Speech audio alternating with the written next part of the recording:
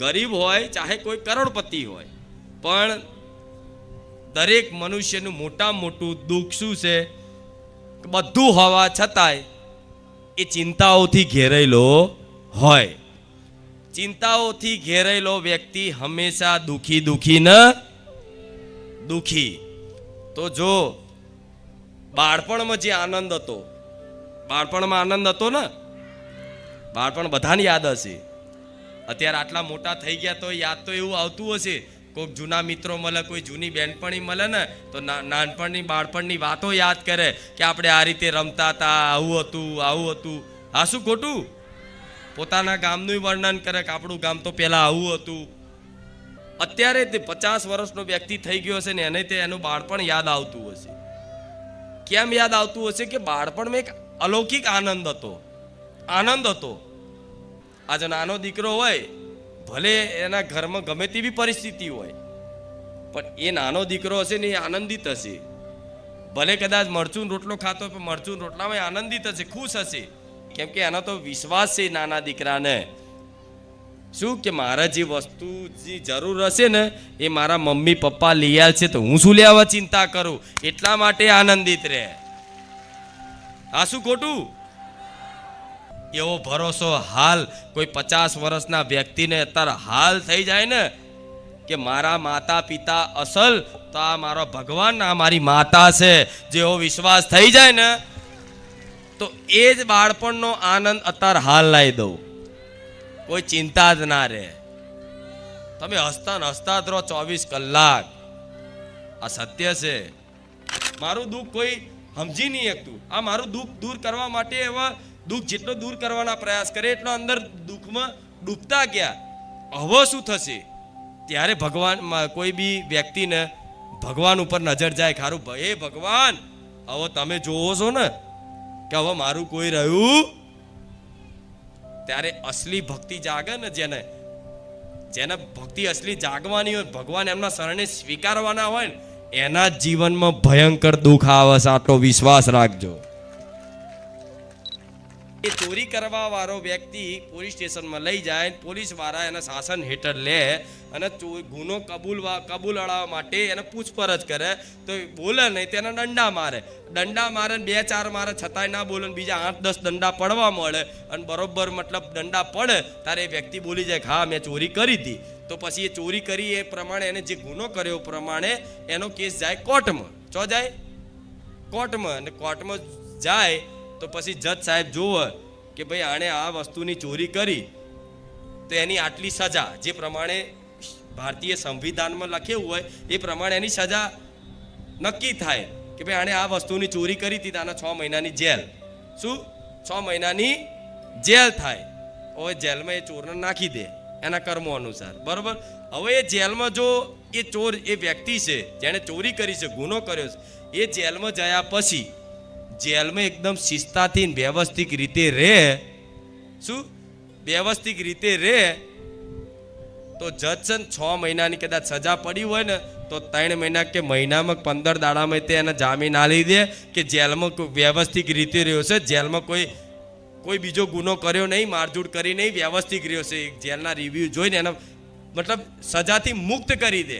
તો એવી રીતે જીવનમાં પૂર્વના કર્મોના અનુસાર તમે આ સજા ભોગવી રહ્યા છો. આ વાતનો વિશ્વાસ રાખો.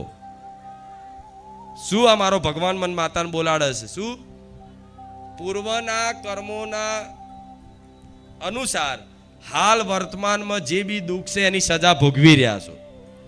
હવે તમે માની લો તમે એક આ સંસારની જેલમાં છો.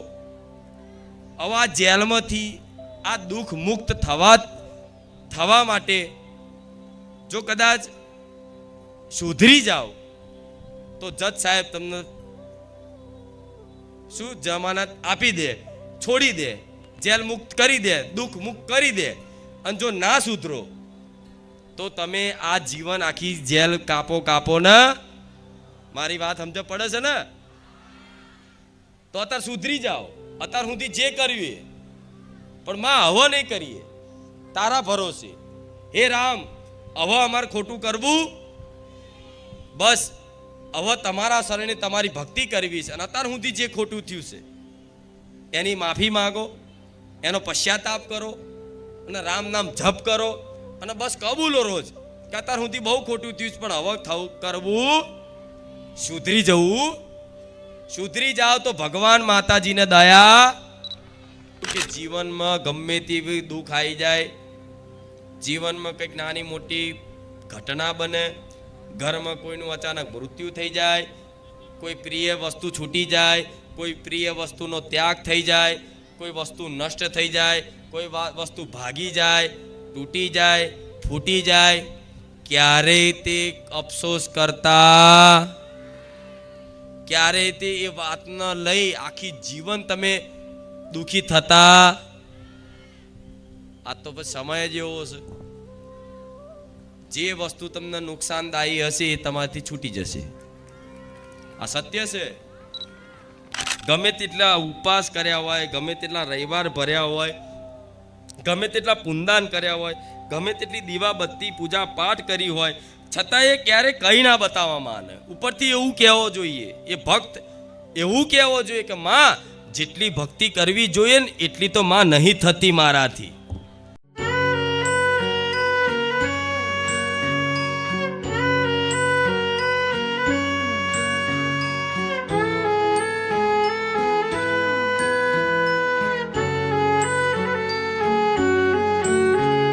દરેક ઉપર કૃપા તો સજ, કૃપા સજ એટલે તમે બેઠા છો મારી સામે, મારા ધામમાં આવ્યા છો. નહીં તો કૃપા ના હોત તો ધામમાં આવવાનો અવસર જ ના મળે.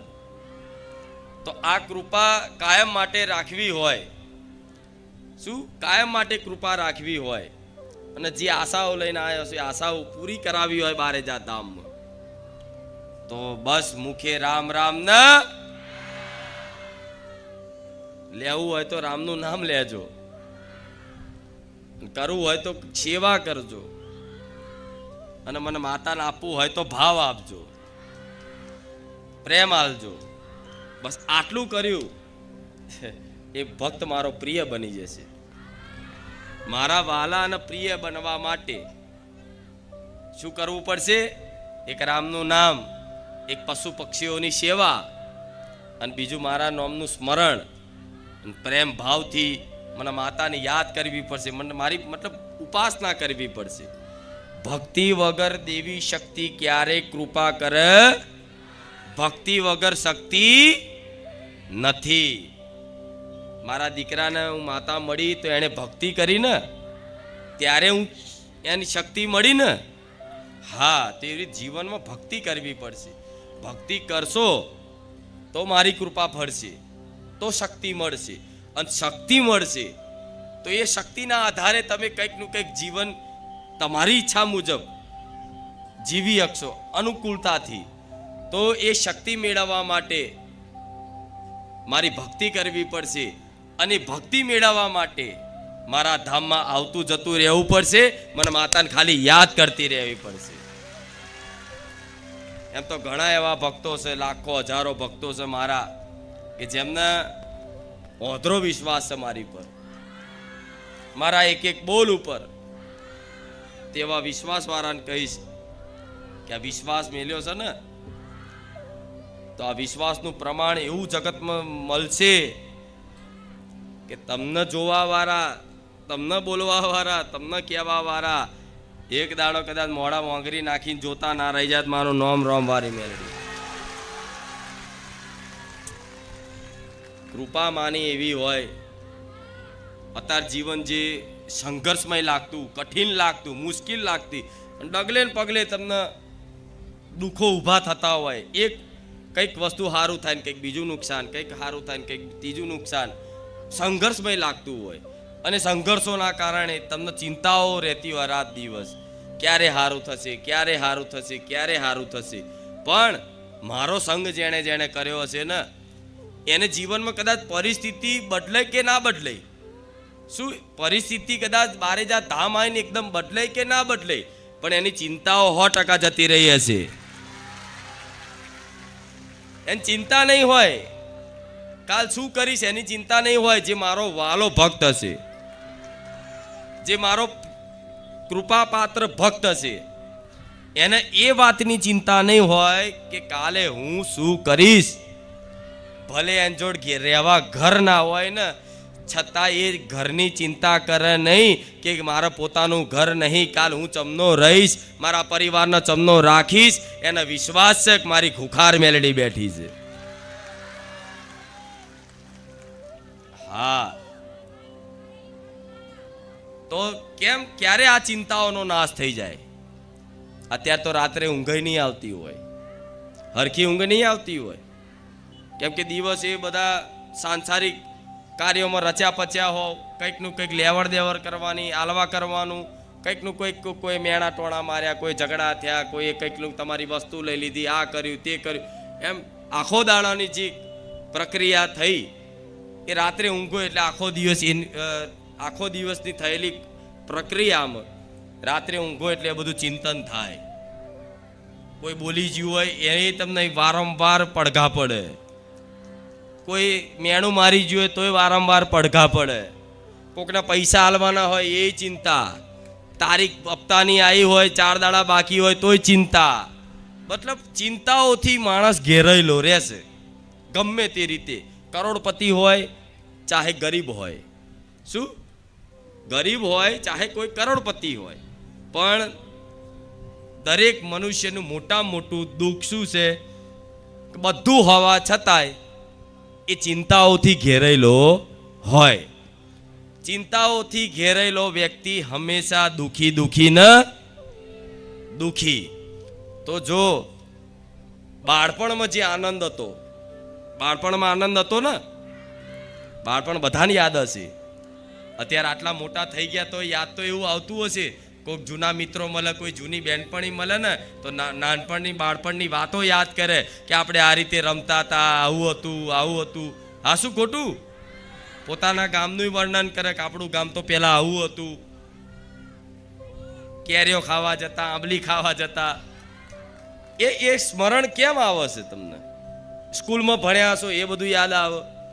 અત્યારે તે 50 વર્ષનો વ્યક્તિ થઈ ગયો હશે ને એને તે એનું બાળપણ યાદ આવતું હશે.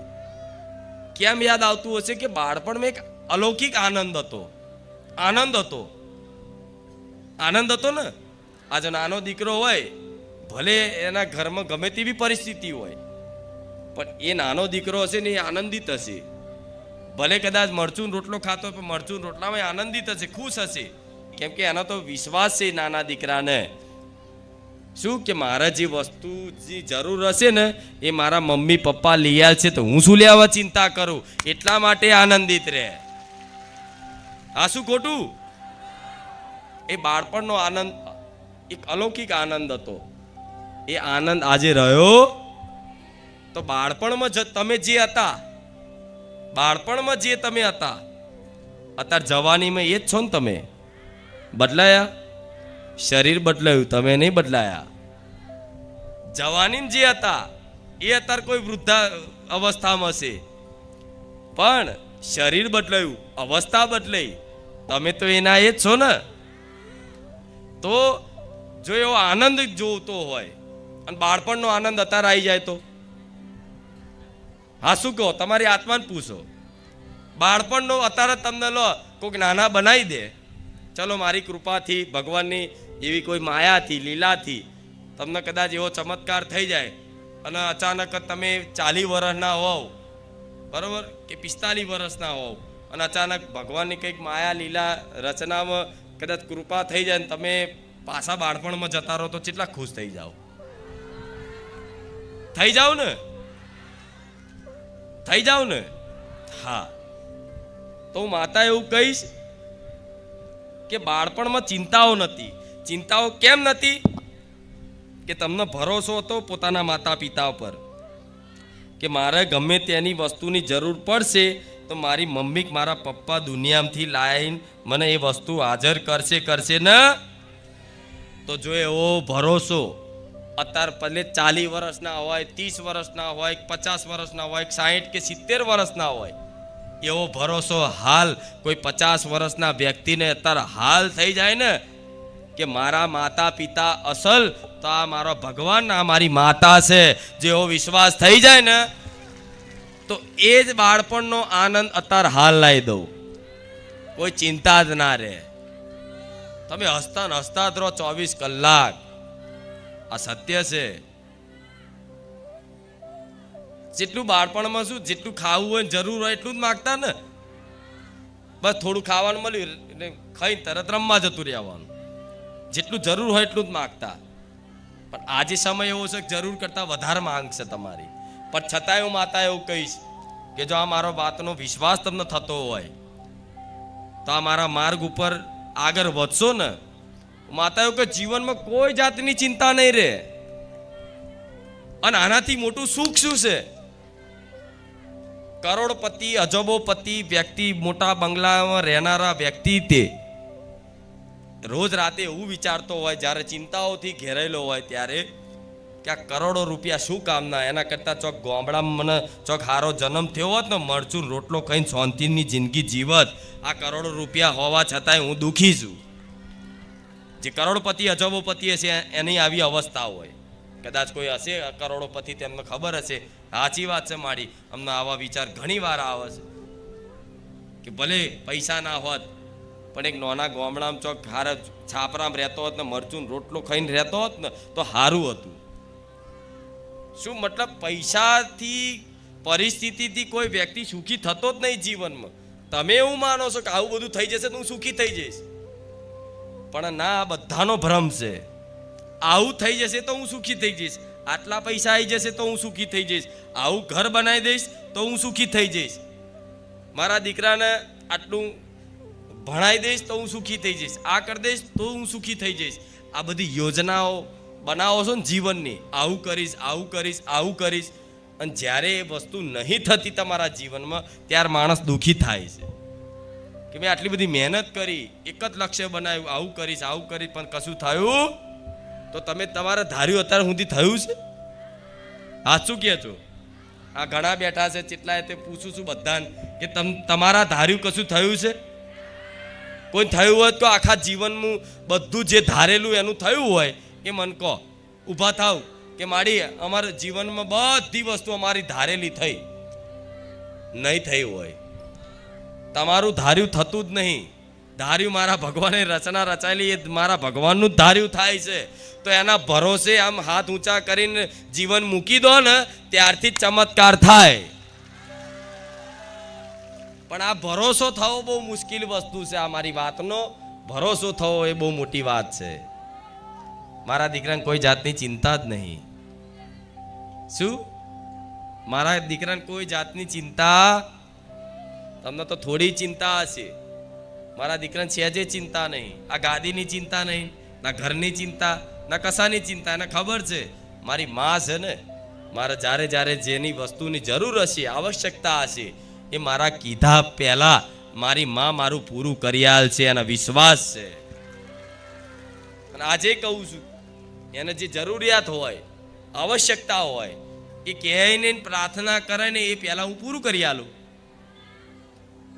તો હું એને જેટલો વહાલ કરું છું, એને જેટલો પ્રેમ કરું છું, શું મારા ભક્તોને એટલો વહાલ પ્રેમ ના કરી શકું? કરી શકું ને? હા, તો મારે એવો પ્રેમ દર્શાવવો છે કે માં શું છે, માં શું છે. એ માની મમતા, માનો પ્રેમ હજુ કોઈ અનુભવ નહીં કર્યો. એક વખત અનુભવ થાય ને તો તમે મારા માટે બધું છોડ દો. પણ આ વાત સત્ય છે. પણ મારું ક્યારે બનાશે? મારું જ્યારે કામનાઓ છોડ દેશો, ઈચ્છાઓ છોડ દેશો. આ વાત બધાને લાગુ નહીં પડે હો. જે મારા વાલા ભક્તો છે, જે મને ગુરુ તરીકે માને છે, જે ભગવાન તરીકે કદાચ મને માતાને માને છે, એવા ઘણા એવા ભક્તો છે, એને આ વાત લાગુ પડે. શું? એના આ વાત લાગુ પડે કે કોઈ જાતની ચિંતા કર્યા વગર બસ ખાલી ભરોસે મૂકી દે ને કે મારે મારી માં જેને જ્યારે જરૂર પડશે ને ત્યારે વસ્તુ મૂકી જ દેશે, હાજર કરી જ દેશે. એને એવો ભરોસો હોય ને તો હું માતા એવું કહીશ કે તમે ખાલી વિચાર કરો ને અને વસ્તુ હાજર કરું, એનું નામ હું માતા છું. હવે તમને મારા દીકરાના મારા પ્રેમના અનુભવ, ભક્તિના અનુભવ તો મારા ના બહુ દર્શાવાય, પણ છતાંય તમને એક ભરોસા માટે કહું છું મારા દીકરાના માથામાં જે તેલ નાખતો હોય ને કંપનીનું તેલ, એ તેલે તે જો કદાચ કોક લેવા ગયું હોય બજારમાં, કે મારી જે તેલ નાખે છે તેલ લેવા ગયું હોય બજારમાં, બરોબર, અને એ તેલની જગ્યાએ બીજું તેલ લઈને આવ્યા, મારા દીકરાએ તેલ નાખ્યું. નાખ્યા પછી કીધું કે મને જે ફાવે છે, મતલબ બધાનું અલગ અલગ હોય ને, હા તો જે મને ફાવે છે એ તેલ નહીં, આ તો બીજું લઈને આવ્યા. પણ બોલ્યો નહીં, એણે નાખી દીધું. ખાર હેડો, જે લાયા છે હવે ચાલશે, એણે નાખી દીધું. જે સેવક લઈને આવ્યો હતો ને તેલ બીજી કંપનીનું, એના સપનામાં જઈને હું એવો ઠપકો આલતી હોય કે મારો દીકરો જે કંપનીનું તેલ નાખતો હોય ને એ જ તેલ લાવવાનું, બીજું નહીં લાવવાનું.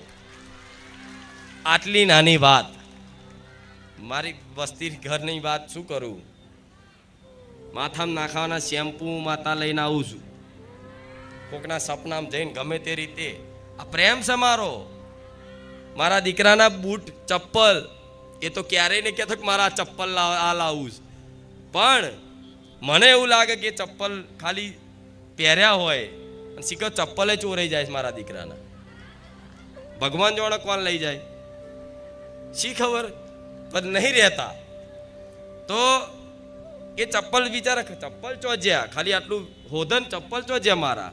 જોકે ચપ્પલમાં જીવ ના હોય પણ ચપ્પલ અહીં કાઢ્યા તો ચોજ્યા. ખાલી વિચાર કરે ને તો આથી જ હું કંઈક ભાવિક ભક્તોના સપનામાં જઈ અને મારા દીકરા જે ચપ્પલ પહેરે છે એ ચપ્પલનો નંબર હુંથી કહી અને હું સપનામાં લઈને આવી છું. આ માં છે ઘણા એવા અનુભવ હશે, હમણાં લેવડાવીશ અનુભવ. વિચારો તમે તો શું માં જેમ મારા દીકરાનું આવા ભાલ ને પ્રેમ આલતી હોય, શું તમને ના આપી શકું? પણ તમે સ્વીકારો તો, માં તરીકે સ્વીકારો તો. હું સત્ય કહીશ, મારો વાલ ને મારો પ્રેમ એવો અલૌકિક છે કે એક વખત અનુભવ થઈ ગયા પછી તો શું કહું. હું જ્યાં જઈશ ને ત્યાં તમે મારી પાછળ આવશો. મારા દીકરાને બહારથી કપડાં લાવવાની જરૂર નહીં પડતી, હું કપડાં કોકના સપનામાં જઈને લઈ આવું છું. કેમ કે મારા દીકરાએ આખું જીવન સમર્પિત કરી દીધું કે માં તું જેમ રાખે એમ, તું જેમ કરે એમ. મારો દીકરો તેમ કે માં તું આ બધું બંધ કરાવીને મને રોડ ઉપર ભિખારી કરીને ફેરવીશ ને તોય હું તારો છું. શું એના શબ્દો કહું છું, એટલે ગર્વથી ખુખાર મેલેડી બોલે છે. એના શબ્દો શું છે કે આજ ભલે દુનિયા આટલી મોટી નામના કરાઈશ, જો જાય તો ફૂલડા વેરાઈશ, પણ એક સમય કદાચ તું મને રોડ ઉપર લાવી દેશ ને તોય માં હું તારો જ છું. આવું વિચારીને કદાચ આમ શરણ પકડી લીધા હોય ને, એનું કામ છે આ માર્ગ ઉપર. આ માર્ગ ઉપર બહાદુરોનું કામ છે, કાયરોનું નહીં. જે પોતાની કુળદેવી માટે, પોતાની મા માટે, ભગવાન માટે જિંદગી દાવ ઉપર મૂકી દે, એ આ બહાદુર મર્દોનું કામ છે, એમને નહીં કહેવાતું. કેમ આવું કહેવાય છે? જિંદગી દાવ ઉપર મૂકી દેવી પડે, મતલબ મરી જાય સમાન. કાલ મરી જવું તોય મને ચિંતા નહીં, મારી માં બેઠી છે. આ વાતનો વિશ્વાસ જેને થાય ને એના અસલી ચમત્કાર માતાજીના જોવા. 4 દાડા અગરબત્તી કરીને કે ખુખાર મેરડીએ મારું કામ ના કરી લે, 4 દાડા અગરબત્તી આલીને તું મને શું બતાવે? શું સમજે? શું મને સુગંધની ભૂખ છે? શું મેં સુગંધ સૂંઘી નહીં તો હું તમારી અગરબત્તીમાં રાજી થઈ જાઉં? હા શું ખોટું? અમુક 10 દાડા અગરબત્તી કરી હોય ને તોય કઈ બતાવો. 10 દિવસ અગરબત્તી કરી, મારું કામ ના થયું. એટલે મને અગરબત્તીની ભૂખ હતી, ખોટ હતી? તારી અગરબત્તી સૂંઘવા તો હું રાજી થઉં છું ના, પણ છતાંય તે એવા વ્યક્તિઓને તો કામ કરી અને મારું પ્રમાણ સિદ્ધ કરું છું કે હું હાજરા હજુર છું બારે જાતા. હા શું ખોટું? આ કોઈ હિસાબ ના કરે ને એનું કામ છે આ માર્ગ ઉપર.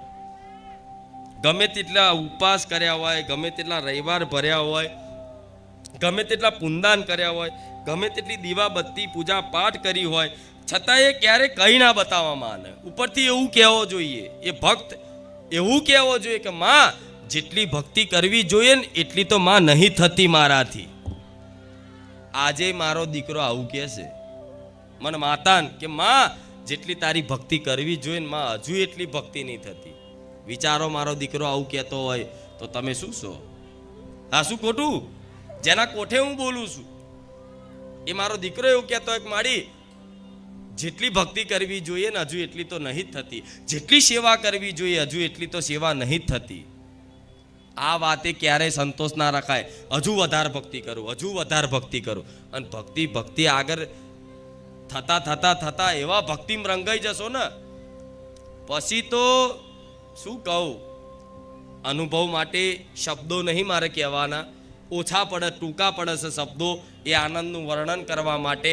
એના માટે તો તમારે જાતે ભક્તિ કરવી પડે અને જાતે અનુભવ કરવો પડે. તારા મારી વાત સમજી શકો કે માં શું છે, શું અમુક શબ્દો એથી સમજાવવાનો પ્રયાસ કરું, પણ મને માતાને પૂરેપૂરી સમજવા માટે, મારો વાલ અસલ પ્રેમ જોવા માટે મારી ભક્તિ કરવી પડે. અને ભક્તિ કરી અને મારી કૃપાની અનુભૂતિ કરવી પડે. તાર તમને ખબર શબ્દોથી કોઈ સમજાઈ શકે તો ભક્તિના માર્ગે આયા છો ને બધાય? કોણ કોણ? બધાય. હા, તો પોતાની કુળદેવીએ સ્વીકાર્યા છે એવો વિશ્વાસ રાખજો. મારા જેવી મેલડીએ સ્વીકાર્યા છે. અને આ સ્વીકાર્યાનું પ્રમાણ શું છે? તમને દિવસે દિવસે ચાહના વધે છે, વિશ્વાસ વધે છે. તકલીફો આવા છતાંય તે વિશ્વાસ વધે છે. અને વધતા વધતા વિશ્વાસ એટલો બધો વધી જશે, એટલો બધો વધી જશે. 24 કલાક એવો વિશ્વાસ થઈ ગયો, 24 કલાક મારી માં મારી જોડે રહેશે. એ દિવસ મોનજો તમારા જીવનનું કલ્યાણ થઈ ગયું. હજુ તો જ્યારે મઢમાં બેઠા હોય, જ્યારે બારેજા ધામમાં બેઠા હોય, જ્યારે કોઈ માતાજીના આગળ જાઓ ત્યારે થોડો વિશ્વાસ થાય, પણ 24 કલાક માં હાજર છે. 24 કલાક માં અમને જોવે છે, માં અમારી જોડે છે. એવું જો લગીન અનુભૂતિ નહીં થાય, વિશ્વાસ નહીં થાય તો લગીન કશું થવાનું ખાલી ઓટા ફેરાના આશીર્વાદ જ રહેશે. પણ 24 કલાક માં જોડે રહેશે એવો વાતનો વિશ્વાસ રાખજો. દેખાતી નહીં એટલું જ. શું દેખાતી નહીં એટલું જ? હવે તમે એવું વિચારતા કે મારી માતાજી હોય છે દેખાતા કેમ નહીં? તો શું માતાજી 24 કલાક દેખાતા ફરે તો શું થાય? આ માણસો છે ને, શું કહું, મને તે મ્યુઝિયમમાં મિલ દે.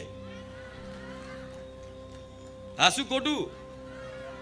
આમ મઢાઈ લોક માર દે, તારા ચોય જવાનું જ નહીં. હા, શું ખોટું? દેવી શક્તિ ક્યારે પ્રગટમાં દેખાય? અર્જુન મહાભારતમાં અર્જુનજીને કદાચ ભગવાને દર્શન આલ્યા દિવ્ય વિરાટ સ્વરૂપના, તો અર્જુનજીએ કીધું કે હે કૃષ્ણ ભગવાન, મને તમારા અસલી સ્વરૂપના દર્શન કરાવો. જો તમે ભગવાન હોવ તો આ તો તમે મનુષ્યના રૂપમાં ઊભા છો મારી સામે, પણ તો જો તમે પરમાત્મા છો મને વિશ્વાસ છે, પણ તમારા અસલી સ્વરૂપના દિવ્ય સ્વરૂપના દર્શન કરાવો, વિરાટ સ્વરૂપના દર્શન કરાવો. એવી પ્રાર્થના કરીને ત્યારે ભગવાને કીધું ભલે તારી આ પ્રાર્થના સાંભળીને હું તને વિરાટ સ્વરૂપના દર્શન કરાવીશ, પણ આ બે તારી આંખોથી મારા દર્શન થશે એના માટે દિવ્ય ચક્ષુ પ્રદાન કરવા પડશે મારે. જેણે જેણે મહાભારત ભગવદ્ ગીતા વાંચી હશે, જોયું હશે મહાભારત, એને ખબર હશે. ત્યારે કૃષ્ણ ભગવાને દિવ્ય ચક્ષુ પ્રદાન કર્યા, મતલબ નેત્ર પ્રદાન કર્યા દર્શન માટેના. ત્યારે અર્જુનજીએ ભગવાન કૃષ્ણના વિરાટ સ્વરૂપના દર્શન કરી શક્યા.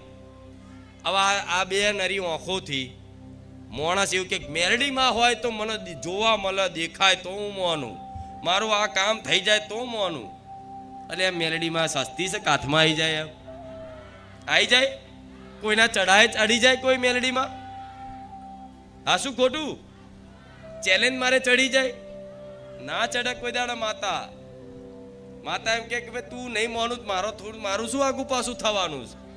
મારા તો હજારો કરોડો ભક્તો છે, બે પોત નહીં મોને શું ફરક પડે? પડે.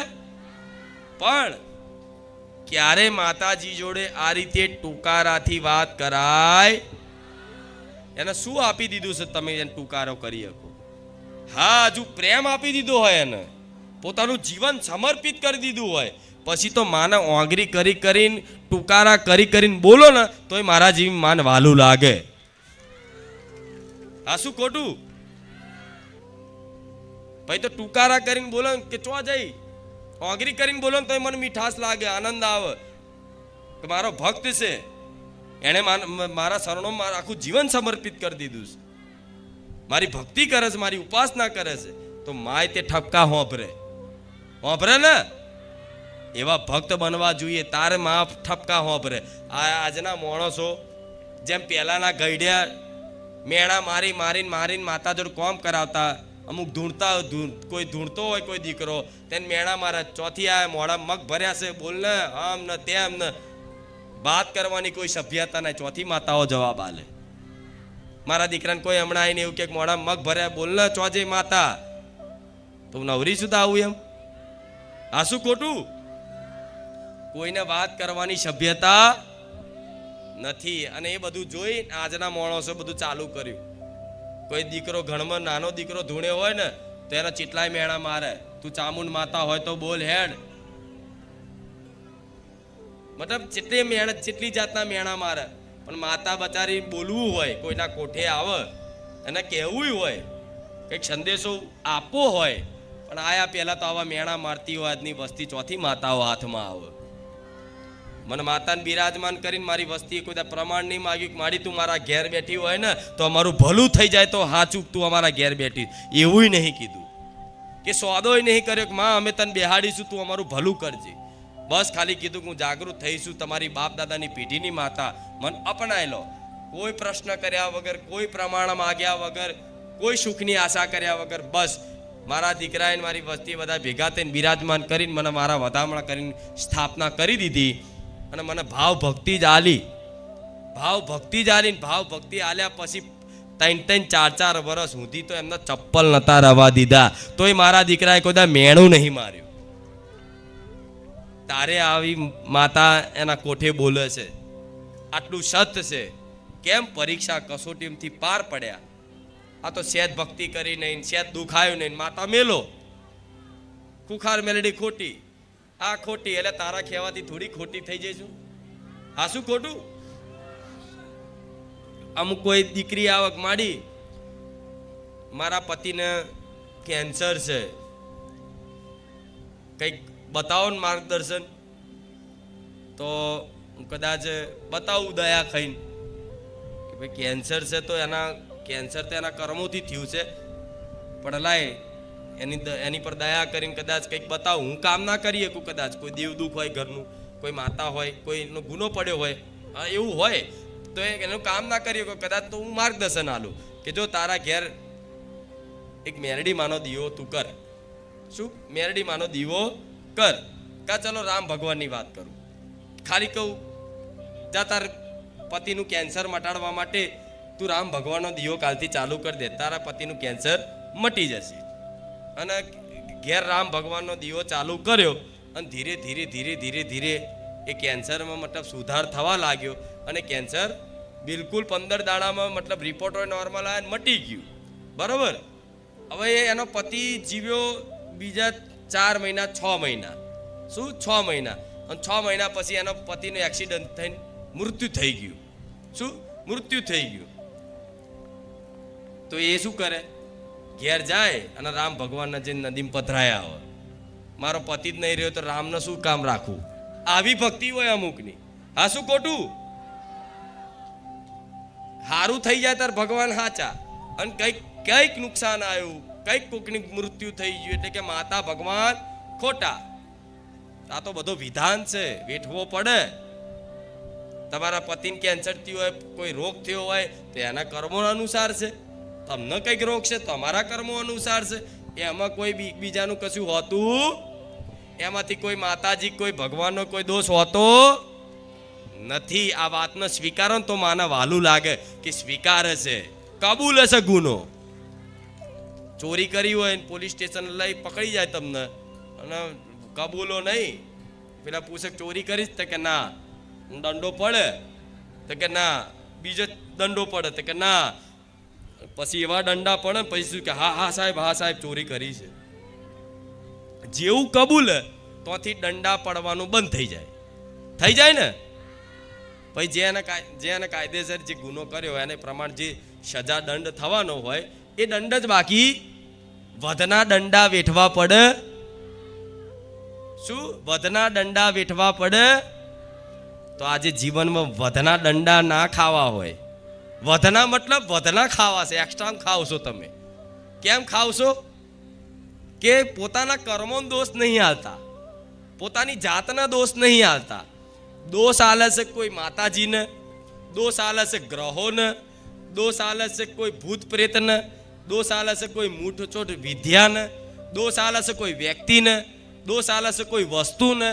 પણ તમને કોઈ બી વસ્તુ હેરાન કરે છે, પરેશાન કરે છે, તમને એવું લાગે છે કે આ વ્યક્તિ કે આ માતા કે આ દેવ મને નડે છે, તો વ્યક્તિ નડતો હોય કે માતા નડતી હોય કે કોઈ ગ્રહો નડતા હોય, તો એ વ્યક્તિ માતા કે ગ્રહોમાં એ કોઈ વસ્તુ નડતી નહીં. તમને તમારા કર્મો જ નડે. એ ગમે તેને નિમિત્ત બનાવીને નડાવડાવે, એ કર્મનો સિદ્ધાંત છે. આ શું ખોટું? આ અસલી વાત છે, જેને ઉતરે એને જ ઉતરવાની છે. અસલી વાત છે, આ અસલી વાત છે. ઉતરે છે ને મગજમાં, એકદમ અસલી વાત છે. અને પાછું જો તમારો સમય એવો લખ્યો જો લગીન કબૂલો નહીં તો લગીન વધના દંડા ચાલુ રહે. બોલ ચોરી કરી તમે ના કરો તો શું ખાવ દંડા. અને એક વખત તો કબૂલવાન થશે ને, કબૂલ છે એટલે પાછી જે સજા થવાની એ તો થવાની જ. પણ વચ્ચે જીવનમાં એક્સ્ટ્રા દંડા ખાવાનો જો બંધ કરવું હોય તો માતાની આગળ જઈને એવું કબૂલવાનું કે માં અત્યાર સુધી માં અમે બધી માતાઓના દોષ આલ્યા, બધી વ્યક્તિઓના દોષ આલ્યા, ફલાણાનો દોષ આલ્યો, પણ માં આ મારા જીવનમાં દુઃખ પડવા પાછળનું કારણ મારા પોતાના સ્વયંના કર્મો છે માં. એ કર્મના લીધે હું પીડઉં છું, આ કબૂલું છું તારી આગળ. આ કબૂલવાથી જે માર પડતો હોય બંધ થઈ જાય. જે ખાલી તમે જે કર્મો કર્યા હોય, જે ગુનો કર્યો હોય એની સજા જ બાકી રહે કે નહીં? તો એ ચોરી કરવા વાળો વ્યક્તિ પોલીસ સ્ટેશનમાં લઈ જાય, પોલીસ વાળા એના શાસન હેઠળ લે અને ગુનો કબૂલાવવા માટે એને પૂછપરછ કરે. તો બોલે નહીં તેને દંડા મારે ને 2-4 મારે છતાંય ના બોલે, બીજા 8-10 દંડા પડવા મળે. અને બરોબર મતલબ દંડા પડે ત્યારે એ વ્યક્તિ બોલી જાય હા મેં ચોરી કરી હતી. તો પછી એ ચોરી કરી એ પ્રમાણે એને જે ગુનો કર્યો પ્રમાણે એનો કેસ જાય કોર્ટમાં. જાય કોર્ટમાં, અને કોર્ટમાં જાય તો પછી જજ સાહેબ જોવે કે ભાઈ આણે આ વસ્તુની ચોરી કરી તો એની આટલી સજા, જે પ્રમાણે ભારતીય સંવિધાનમાં લખેલું હોય એ પ્રમાણે એની સજા નક્કી થાય કે ભાઈ આણે આ વસ્તુની ચોરી કરી હતી તો આને 6 મહિનાની જેલ. શું 6 મહિનાની જેલ થાય. હવે જેલમાં એ ચોરને નાખી દે એના કર્મો અનુસાર, બરોબર. હવે એ જેલમાં જો એ ચોર એ વ્યક્તિ છે જેણે ચોરી કરી છે, ગુનો કર્યો છે, એ જેલમાં ગયા પછી જેલમાં એકદમ શિસ્તાથી વ્યવસ્થિત રીતે રહે. શું વ્યવસ્થિત રીતે રહે તો જજ છે ને 6 મહિનાની કદાચ સજા પડી હોય ને તો 3 મહિના કે મહિનામાં 15 દાડામાં તે એને જામીન આલી દે કે જેલમાં વ્યવસ્થિત રીતે રહ્યો છે, જેલમાં કોઈ બીજો ગુનો કર્યો નહીં, મારઝૂડ કરી નહીં, વ્યવસ્થિત રહ્યો છે. જેલના રિવ્યુ જોઈને એના મતલબ સજાથી મુક્ત કરી દે. તો એવી જીવનમાં પૂર્વના કર્મોના અનુસાર તમે આ સજા ભોગવી રહ્યા છો. આ વાતનો વિશ્વાસ રાખો. શું આ મારો ભગવાન મન માતાને બોલાડે છે? શું પૂર્વના કર્મોના અનુસાર હાલ વર્તમાનમાં જે બી દુઃખ છે એની સજા ભોગવી રહ્યા છો. હવે તમે માની લો તમે એક આ સંસારની જેલમાં છો. હવે આ જેલમાંથી આ દુઃખ મુક્ત થવા માટે જો કદાચ સુધરી જાઓ તો જજ સાહેબ તમને શું જમાનત આપી દે, છોડી દે, જેલ મુક્ત કરી દે, દુઃખ મુક્ત કરી દે. અને જો ના સુધરો તો તમે આ જીવન આખી જેલ કાપો ને. મારી વાત સમજ પડે છે ને? તો અત્યારે સુધરી જાઓ. અત્યાર સુધી જે કર્યું એ, પણ માં હવે નહીં કરીએ, તારા ભરોસે. હે રામ, હવે અમારે ખોટું કરવું, બસ હવે તમારા શરણે તમારી ભક્તિ કરવી છે. અને અત્યાર સુધી જે ખોટું થયું છે એની માફી માંગો, એનો પશ્ચાતાપ કરો અને રામ નામ જપ કરો અને બસ કબૂલો રોજ કે અત્યાર સુધી બહુ ખોટું થયું છે, પણ હવે થવું કરવું, સુધરી જવું. સુધરી જાઓ તો ભગવાન માતાજીને દયા. મારો ભગવાન એટલે કોણ છે? મોટા મોટા રાષ્ટ્રપતિ, મોટા મોટા જજ, કે મોટા મોટા જ ને. ન્યાય વિધાન એમના હાથમાં છે, કાયદા કાનૂન બનાવનાર રહે છે, ન્યાય વિધાન એમના હાથમાં છે. તો તમે સુધરી જાઓ તો હું તમારો જીવનનો રિપોર્ટ કાઢી વકીલ બની અને મારા ભગવાનને કહું, જો અત્યાર સુધી ભગવાન એને આટલું બધું ખરાબ કર્યું, પણ મારા ધામમાં આવ્યા પછી મારી વાત સાંભળીને જીવનમાં અમલ કરી અને આજે એ પહેલાં બેમાની કરતો, ચોરી કરતો, ચીટિંગ કરતો, આડાવડા વ્યસનો ધંધા કરતો, માંસ મટન ખાતો, પણ મારા ધામમાં આજે આવી અને આજે સુધરી ગયો છે. જોઈ લો મારા ભગવાન મારા ધામમાં આવીને આટલો મેં સુધાર્યો છે. હવે એને જલ્દી દુઃખ મુક્ત કરી દો. હા, શું ખોટું? જેમ વકીલ તમારી ફાઇલ લઈને જજ સામે જાય છે, એ રીતે મારે તમારા ચોપડા જોઈ અને જેટલે તમે સુધર્યા છે એ બધો રિપોર્ટ બનાવી અને મારા ભગવાનને પેશ કરવાનો હોય કે રામ, જો આ મારો ભક્ત છે, પેલા આવો હતો પણ અત્યારે સુધરી જશે, જલ્દી કૃપા કરો. એને મારો ભગવાન કે હા જા, એને આટલું અત્યારે થોડોક સમય આટલું આપી દે. હા, શું ખોટું? તો ધીરે ધીરે એનું જીવનનું આખી જીવનની દિશા બદલાઈ જાય, આખું જીવન પરિવર્તન થઈ જાય, આનંદમય થઈ જાય. પણ આટલી ધીરજ કોઈ રહેતી નહીં ને આ વાતનો કોઈ વિશ્વાસ નહીં થતો, એટલે દુઃખી થાવ છો. મુખ્ય કારણ છે કે તમને વિશ્વાસ નહીં. બસ ભગવાનના બનાવેલા વિધાન ઉપર વિશ્વાસ નથી. વિશ્વાસ કેમ નહીં થતો? એટલે નહીં થતો કે આપણે આટલું બધું કરીએ છીએ, જો ભગવાન હોય તો આપણે દુઃખી શું લેવા થઈએ?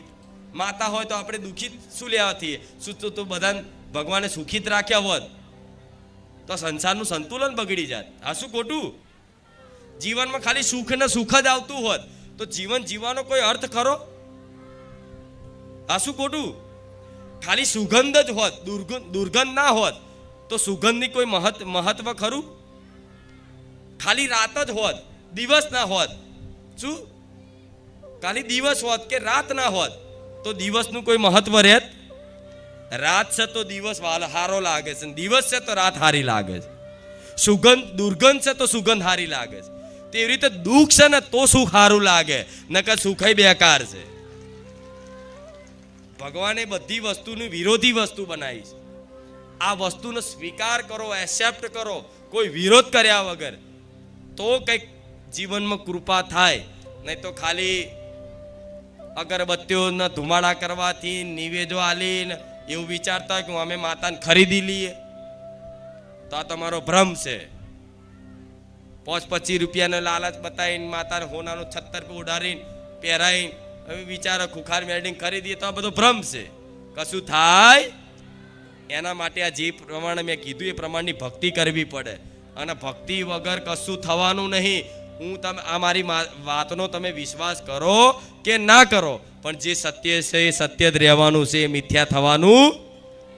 ભક્તિ વગર કશું પોંદડું જીવનનું હલવાનું નહીં. થોડાક સમય સારું લાગશે, ચોકથી પૈસા આવી જાય, જમીન બમીન વેચાઈ, ચોકથી આકસ્મિક ધન લાભ થયો, ક્યાંક નોકરી ધંધો સારો સેટ થઈ ગયો, પગાર વધી ગયો, એટલે તમને સારું લાગે હા સુખી. પણ અત્યારે સુખી છો શાંતિ રાખો, દુઃખ આવશે. અને અત્યારે દુઃખી છો તો વિશ્વાસ રાખો, કાલ સુખ આવશે. આ શું ખોટું? કોનો જીવન એવું છે કે જેના જીવનમાં દુઃખ નહીં આયા, પણ તમારી એક જ માન્યતા છે, ગ્રંથિ છે, હું એકલો દુઃખી, હું એકલી દુઃખી. શું? હું એકલો દુઃખી અને હું એકલી દુઃખી. તમને એવું લાગે છે કે હું એકલો દુઃખી? આ જેટલા ભગવાન માતાજીથી વિમુખ છે ને એ બધાને એવું લાગે છે સારું હું એકલો જ દુઃખી છું. આ બધા જો ચેવા સુખી છે, શું બીજાને જોઈને એવું કે આ ચેવો સુખી છે, જો શાંતિથી ગાડીમાં ફરે છે હાથે, પણ એ ગાડીવાળો ગાડી ચલાવતા એનું ટેન્શન લેતો હોય. હવે એને શું હોય? એ મારા જેવી માતા જોડે. હા, શું ખોટું? હવે એ ગાડીવાળો કોઈ વિમાનમાં ફરવા વાળા વ્યક્તિને જુઓ, સારું આ ચેવો જોજો કેવું સુખ છે આરામથી વિમાનમાં પ્રાઇવેટ જેટમાં જવાનું, અને વિમાન વાળો એના ચિંતામાં પડ્યો હોય. મૂળ આ સંસારમાં એકથી એક એકબીજાને ઉપર જુઓ છે ને બધા, આ સુખી, આ સુખી, આ સુખી, આ સુખી. હું માતા એવું કહું છું, આ કોઈ સુખી જ એક જ છે કે જે મારા રામનો બની ગયો છે. સુખી એક જ છે જેને જીવનમાં સંતોષ આવી ગયો છે કે અબ કછુ નાથ ન ચાહીએ મોરે. શું તુલસીદાસ ગોસ્વામી ની ચોપાઈ છે, અબ કછુ નાથ ન ચાહીએ મોરે, કે હે ભગવાન હવે મારા કશું જોતું. આવું ક્યારે કોઈ બોલી કે ગર્વથી? જ્યારે એનું હૃદય એવું મહેસૂસ કરે કે મને બધું જ મળી ગયું. આ છે શું? આ વસ્તુ મળી કે એવી છે તમને અંદરથી એવો અનુભવ થાય, એવું મહેસૂસ થાય કે મને બધું જ મળી ગયું છે. આ ભક્તિ છે. આ ભક્તિમાં થઈ શકે. રૂપિયા, ગાડી, બંગલા, મોન સન્માનમાં થવાનું જોઈએ છે ને બધું. આખા સંસારનું બધું સુખ ભેગું કરો અને બધા સુખનો આનંદ એક જ વ્યક્તિને મળી જાય તો ચેવો આમ હાસ, મને બધું જ મળી ગયું થાય ને એવું. અચાનક આખી દુનિયાના તમને મોટા મોટા કરોડપતિ બનાવી દે અચાનક ભગવાન, મારા જેવી માતા, તો તમે કેવું ફીલ કરો? હાસ, બધું મળી ગયું. એવું થાય ને? તો એવી રીતે તમે આની યાદ પરિસ્થિતિમાં તમારા હૃદયમાં એવું અનુભૂતિ થાય કે મને બધું જ મળી ગયું. જે એવું કદાચ આનંદ જોતો હોય, એવો સંતોષ જોતો હોય, તો વિશ્વાસ રાખજો અમારા શબ્દો પર કે ભક્તિ વગર આ સુખ મળવાનું.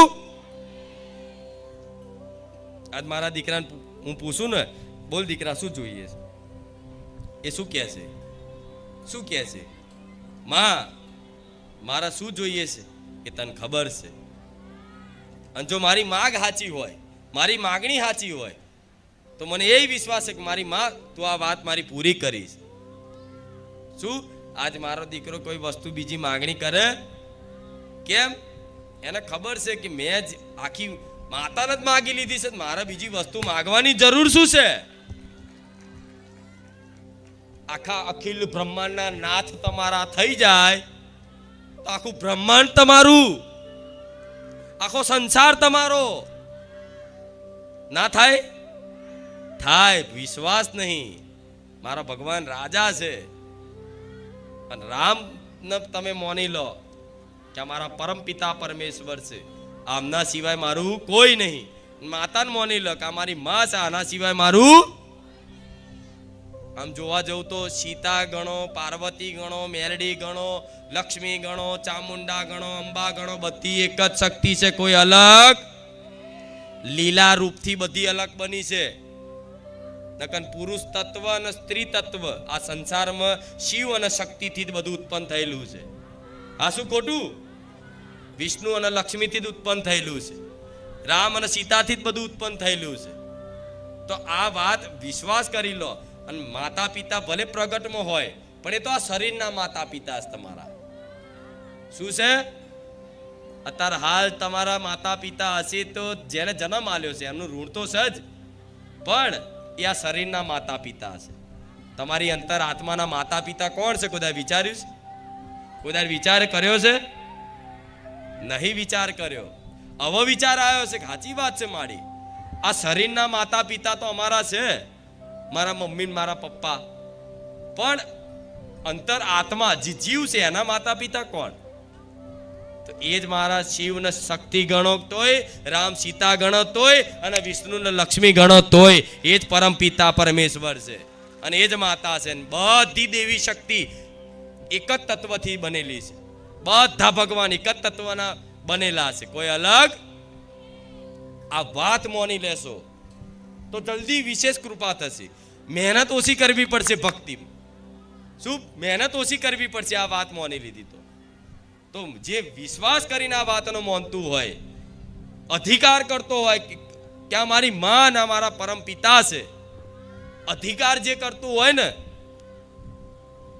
એની પર હું અધિકાર કરું કે હા દીકરા તું મારો છું, તું મારી છું. તમે જ માતાનું નામ માનતા હોય, તમે જ ભગવાનને પોતાના નામ માનતા હોય, પિતા તરીકે ના માનતા હોય, કોઈ બધાની અલગ અલગ ભક્તિ. જો કોઈ ભગવાનને સખા તરીકે માને, કોઈ સખી તરીકે માને, કોઈ ગોપીઓનો ભાવ જેવો હતો ભગવાન પ્રત્યે, ખબર છે ને, એ મતલબ સખા તરીકે માનતા, કે મારો મિત્ર છે. સુદામા મિત્ર તરીકે ભગવાનને માનતા, જશોદા માતા કૃષ્ણ ભગવાનના પુત્ર તરીકે માનતા. તો ભગવાન જો એટલા મોટા પરમપિતા થઈ અને જો કોકની સંતાન બની અને જશોદા માતાની લાકડી ખાતા હોય, એ મારો ભગવાન છે. આ શું ખોટું? એક વાતની નવાઈ લાગશે, મહાપુરુષની વાણી ચરિત્ર કોઈ સાંભળ્યા નહીં. એક મહાપુરુષ હતા, સંત હતા, આખી જિંદગી એમણે કૃષ્ણ ભગવાનની ભક્તિ જ કરી. શું? અને કોઈનો આશરો સહારો ના રાખ્યો જીવનમાં. આકાશ વૃત્તિથી રહ્યા, મતલબ એ રીતે રહ્યા કે બસ જે ગણો એ સંસારમાં કૃષ્ણ સિવાય મારું કોઈ નહીં. અને એક જ વિશ્વાસથી, એ કોઈ જો ના પૈસા માગે, ના ખાવાનું માગે, ના કશી જ વસ્તુ માગે, બસ એનો વિશ્વાસ કે મારા ભગવાન છે તો મારું પૂરું કરશે, એને ઈચ્છા હશે તો. મારા કોઈની જોડે હાથ લોબો કરવો નહીં. તો ભગવાન શું કરે? કંઈક ને કંઈક કોકના મગજમાં વસી, એ સંત મહાત્મા હતા એના સુધી પહોંચાડે. કોકને કોઈ સજ્જન વ્યક્તિ હોય તમારા જેવા ભક્તો, એના મગજમાં વસી જાય કે લાવો પેલા મહારાજને હું ભોજન કરાય આવું. કદાચ ભૂખ્યા હશે, તે સામેથી જાય કે લો મહારાજ ભોજન લઈ લો, સ્વીકાર કરો. તે મહારાજ એવું ના જુઓ કે આ વ્યક્તિ આવ્યો, એ તો તરત એમ કે મારા ઠાકુરજીએ મોકલાયો પ્રસાદ, એમ કરી પ્રણામ કરી સ્વીકારી લે. એ રીતે આખી જિંદગી એમણે છે ને કોઈનો સહારો લીધા વગર, કોઈની જોડે હાથ લોબો કર્યા વગર આખું જીવન જીવ્યું. શરીર તંદુરસ્ત હતું, બધું સારું હતું, પણ છેલ્લે વૃદ્ધાવસ્થા આવે ત્યારે બધાનું શરીર નબળું પડે છે. અને પ્રારબ્ધ અનુસાર, પૂર્વ જન્મના પ્રારબ્ધ અનુસાર જીવનમાં કંઈક ના કંઈક અલગ અલગ જાતના બધાના રોગય થાય છે. કોઈને ડાયાબિટીસ, કોઈને બીપીની તકલીફ, કોઈને લકવા થઈ જાય, કોઈને કેન્સર થઈ જાય, થાય છે ને બધું. કોઈને આંખે ઓછું દેખાતું થઈ જાય. મતલબ વૃદ્ધા અવસ્થામાં બધી પીડાઓ થતી હોય છે. તો એ સંત હતા, એ સાધુ હતા, એ મહારાજ હતા. એ મહારાજને છેલ્લી મતલબ વૃદ્ધાવસ્થામાં 80-85 વર્ષની ઉંમરે એ ખાટલામાં પડ્યા. એમની સેવા કરવા વાળું કોઈ રહ્યું? જેમ કે એમણે આખી જિંદગી કોઈનો સહારો લીધો જ નહીં, એકાંતમાં વાસ કર્યો છે. તો છેલ્લે બીમાર પડ્યા છતાંય તે એમનું કોઈ સેવા આ કરવા વાળું રહ્યું? તો છેલ્લે ખાટલામાં પડ્યા છતાંય તે રીબાય, બેઠા પડ્યા રીબાય, છતાંય તે બસ એક જ વાત કે ભગવાન તમે જ મારા છો, તમારા સિવાય કોઈ નહીં. બસ એક જ પ્રાર્થના. અને ભગવાનની પ્રાર્થના નહીં કરી મને સારું કરી આલો. એવા ભક્તો જોયા છે કે જેમણે ભગવાનને પ્રાર્થના નહીં કરી કે આ મારું શરીર સારું કરી આલો. એમનો તો વિશ્વાસ એવો કે આ શરીર તો આજે નહીં કાલે નાશ થવાનો છે, પણ મારા ભગવાન જોડે શું લેવા માંગુ, એની ઈચ્છા હશે ને એનો જે વિધાન હશે એ બધો વિધાન સ્વીકાર છે. એ કદાચ સ્વીકારી અને કોઈ માંગ કર્યા વગર, કોઈ પ્રાર્થના કર્યા વગર એ બધું વેઠતા હતા ને, તો છેલ્લે ખાટલાવશ વ્યક્તિ થાય તો મલમૂત્ર બધું એના ત્યાગ થઈ જતો હોય અંદર. કોઈ વૃદ્ધ હોય એમને, તમને ખબર હશે, દાદા કોઈ મલાક દાદી હશે, વડીલ હશે, તો એમને મતલબ જાતે ત્યાગ થઈ જાય. બરોબર? તો એમની સેવા કરવા વાળું કોઈ ના હોય તેની હાલત શું છે, શું થાય? ત્યારે વિચારો, અખિલ બ્રહ્માંડના નાથ, જગતનાથ મારા કૃષ્ણ ભગવાન નાનું 20 વર્ષના બાળકનું રૂપ લઈ અને એ જગ્યા પર એ કુટિયામાં આવી અને વેશ બદલી આવી અને એ સંતને ઊભા કરી અને એમની બગડેલી ધોતી મારા ભગવાને ધોઈ. તો એ સંતે કીધું કે તરત મતલબ દિવ્ય હોય એટલે ખબર પડી જાય ભગવાનનું રૂપ અલૌકિક દેખાય, તો તરત કીધું કે આપ કોણ હે, મતલબ તમે કોણ છો? તો તરત કૃષ્ણ ભગવાન હસ્યા અને તરત એ મહાત્માને ખબર પડી છે કે આ તો મારો ઠાકુર છે, મારો કૃષ્ણ છે. તરત કીધું કે ભગવાન તમે આટલી હદ સુધી આ મારી સેવા કરી. મતલબ એમને પોતાનું દુઃખ લાગ્યું કે આટલી હદ સુધી, આટલી નીચલી કક્ષાની તમે મારી સેવા કરી જોવાની. તો ભગવાન શું બોલ્યા કે તારા સિવાય મારું સહી કોણ બીજું? વિચારો, આ ભક્તિ કહેવાય. આ વાત કોઈ નહીં મોન્યામાં આવે, પણ આ હું કઈ સોલંકી પેઢી ઘરનું નહીં કહેતી. આ ચરિત્ર લખેલા છે મહાપુરુષોના. આ ચરિત્રોમાં વર્ણન છે, શાસ્ત્રો વેદો પુરાણો જે લખાયા છે ગ્રંથો, મહાપુરુષોની વાણીમાં આ બધું આ બિરાજમાન મતલબ અનુભવ લખાયા છે. એ અનુભવના આધારે કહું છું તમને કે આવા આવા સંત મહાત્મા ભક્તો થઈ ગયા કે એમના જીવનમાં કોઈની આશા ના રાખી, પણ ભગવાન ક્યારે એમનો સાથ નહીં છોડ્યો. પણ આવો વિશ્વાસ કોને થાય આ જમાના? કોને થાય? ઓ લો, તમારું શરીર તો હાજુ છે. શું શરીર તો હાજુ છે, છતાંય તમને એવું થાય તો ભગવાનનો આભાર માનો. ભગવાન તમારી કૃપા છે કે આ શરીર હારું છે, અમારું હાજુ છે. તો હું તમને એવું નહીં કહું કે તમે બીમાર પડો કે તમને કઈ રોગ થાય, પણ જીવનમાં જે થવાનું છે તો થવાનું જ છે. શું જે થવાનું એ થવાનું જ છે. આ વાત નહીં મોનો કે જેમ કરો ગણો એ, પણ જે થવાનું છે થવાનું. કાલ કોણે જોઈ છે? શી ખબર કાલ તમારું મૃત્યુ આવી જાય નજીક. બધાની અલગ. હું તો કહું મારો ભગવાન મારા ધામમાં આવનારા ભક્તોને બધા 100 વર્ષનું પૂરું આયુષ્ય હાલે. હું તો એવી ઈચ્છા કરું છું, એવા આશીર્વાદ આલું છું. પણ સમય જેનો પાક એ તરત એની ટિકિટ તૈયાર જ હોય, તરત જતા રે, વારે લાગે કહેવાય રે નહીં. તો આ વાતનો વિશ્વાસ રાખીને રોજ મૃત્યુનો યાદ કરશો ને કે મારે એકદાર જવાનું, તો ઘણા બધા પાપો ઓછા થઈ જશે જીવન. કે મારે જવાનું છે તો સુલેવા જમીન હાથર લડું, મારે જવાનું છે તો સુલેવા ઘર હાથર લડું, મારે જવાનું છે તો સુલેવા દાગીના હાથર લડું, મારે જવાનું છે તો હું સુલેવા કોઈના હક હાથર લડું. અરે જેને જે કહેવું હોય જે બોલવું હોય જે લઈ જવું લઈ જાઓ, તુંય નહીં રહેવાનો ને હુંય નહીં રહેવાનો. પણ સુલેવા આપણે મતલબ મારું તારું કરીને કોકની જોડે મતલબ ઝઘડા કરીને કદાચ કોઈ નવા ગુના કરીએ, કોઈ પાપ કરીએ, આ શું ખોટું? જે જતું કરવાની ભાવના રાખે ને એને મારા જેવી માતા મળે છે, નહીં તો નહીં મળતી. શું જતું કરે? કોઈ બોલી જાય જતું કર, હાર જા, કોઈ વાંધો નહીં. તું બોલી જો જા, કોઈ વાંધો નહીં, જા ખુશ રહે. તું મારું લઈ જો જા, લઈ જા જા. આ તો પણ શું હકની કોઈ 10 રૂપિયા વધારે લઈ જાય તો છોડે નહીં માણસ. મારો દીકરો કોઈ દાડો મતલબ ખીચા પૈસા ના હોય એની જોડે, કોઈ પકડે ને એને લૂંટવા, તો એ ખાલી હાથે જવું પડે. હવે ના હોય પૈસા, ક્યારેય ના હોય. કદાચ ક્યાંક ભૂલથી કંઈક વસ્તુ એને લાવવાની, કદાચ ખીચા 100-200 રૂપિયા 300 રૂપિયા ક્યાંક નાખ્યા હોય, તો કંઈક વસ્તુ લે ને, કદાચ અહીંથી અયોધ્યા જાય, વૃંદાવન જાય. જો કે મારો દીકરાનું મોકલું છું અયોધ્યા, વૃંદાવન, પણ તમને ખબર ના હોય. મારો દીકરો કોઈ ફોટા પાડીને બતાવે ને કે જો મારી અયોધ્યા છે. આ શું ખોટું? મારી અયોધ્યા જઈને આયા, વૃંદાવન જઈને આયા, કેટલાય મોટા મોટા ધામમાં, કાશીને બધે જઈને આયા. પણ ત્યાં જાય તો મતલબ પૈસાની મતલબ જરૂર પડે ને ખીચા, તે કંઈક વસ્તુ લે ને તો સામે વાળો છેતરે. શું છેતરે? પૈસાનું ભૂલવાડે કાં પછી કંઈક વસ્તુ વધારે કિંમત કે છેતરવાનું કરે. પણ એના જોડે હું ફુખાર મેળડી હોય, શું એને ખબર ના પાડું? હું કોઈક દીકરા હતા ને છેતરે છે, હાલ દે 20 રૂપિયા વધારે. તો એ છેતરતો હોય 50 રૂપિયા, અને મારા દીકરા જોડે હું 70 રૂપિયા વધારે 20 રૂપિયા લાવું. તો એ વિચાર કરે કે હારું આ ચેવો માણસ છું, એને 50 રૂપિયા ઘાપચી મારું છું, 20 વધારે હાલે, એવું સમજે કે આ મૂર્ખો છે. પણ ખરેખર મૂર્ખો તો એ કહેવાય. આ શું ખોટું? એટલે આવી વસ્તુ છે. આવું જતું કરવાની ભાવના રાખો. કોઈક મૂર્ખા બનાવો ને, હસતા હસતા બની જવાનો. મારે હોમું જોઈને હસવાનું, મારી આ મને મૂર્ખો સમજે છે, પણ છતાંય લે હું મૂર્ખો બની જાઉં એનો મજાક કરી નાખું, હું મૂર્ખો બનીને એનો મજાક કરી નાખું. આવડત છે તમારા? આવડત આવી જોઈએ. કોઈક મૂર્ખો બનાવવાનું, કોઈક ઉલ્લુ બનાવવાનું કરે તો આપણે ઉલ્લુ બની નહીં તે એનો ઉલ્લુ બનાવી જોઈએ. આ જે દેવી શક્તિનો સંગ કર્યો હોય ને, જે 24 કલાક માં જોડે રહેતી હોય, અનુભૂતિ થતી હોય ને, એના આ બધી લીલાઓ થાય. આ શું ખોટું? કોઈક તમારા 5 રૂપિયા વધારે લઈ જાય ને, કદાચ ઈમાનદારીના નીતિ ના હોય, માતાજીના ભરોસે જીવન જેણે રાખ્યું, 5 રૂપિયા કદાચ તમારા કોઈ ચોરી કરીને લઈ જાય ને, તેના 5ના 500 રૂપિયા નુકસાન વેઠવું પડે. આ સત્ય છે. પણ ક્યારે?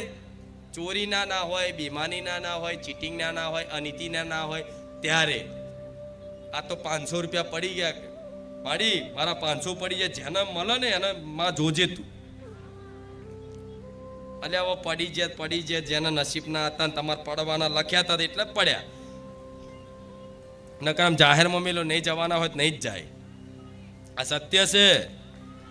અને જવાના હશે ને તો ઘેર ગમે તેવી મોટી લોકર આમ મોટી આવડી મોટી ચાવી હશે અને ચાવી મારીને લોક મારીને તિજોરી ભર્યા હશે ને તો એ કદાચ જવાના હશે અને પ્રારબ્ધમાં લખ્યું જ હશે, બરોબર, તો તમારો ઘેર તમારો દીકરો ગમે તે મગજમાં એ પ્રારબ્ધ એ કર્મ વસી એ દીકરાના ચોરીની ભાવના કરાવી અને એ દીકરો ઘેર ચોરી કરશે. આજ કંઈક આવા આ જમાનામાં સમયગાળામાં બધું થતું હોય છે, થાય છે ને. દીકરો 5,000ની ગાપચી માલ લે છે, 500 રૂપિયાની ગાપચી માલ લે છે. એ જવાના હોય તો જશે જ. એના કરતા ભગવાન માતાજીને ભરોસો રાખીને જીવન જીવશો ને એવો આનંદ આવશે, એવો આનંદ. નુકસાન થશે ને તોય હસતા રહેશો, કંઈક દુઃખ આવ્યું ને તોય હસતા રહેશો. આ નવાઈ લાગે એટલે જ કહું છું, દુઃખમાં તે હસતા રાખું એ મારી કૃપા છે. દુઃખમાં આનંદમય. આ હા હા, મારી દુઃખ આવ્યું તો તમને બીક જ ના લાગે. દુઃખ આવ્યું તો તમને વિશ્વાસ છે કે મારી મા મારી જોડે છે.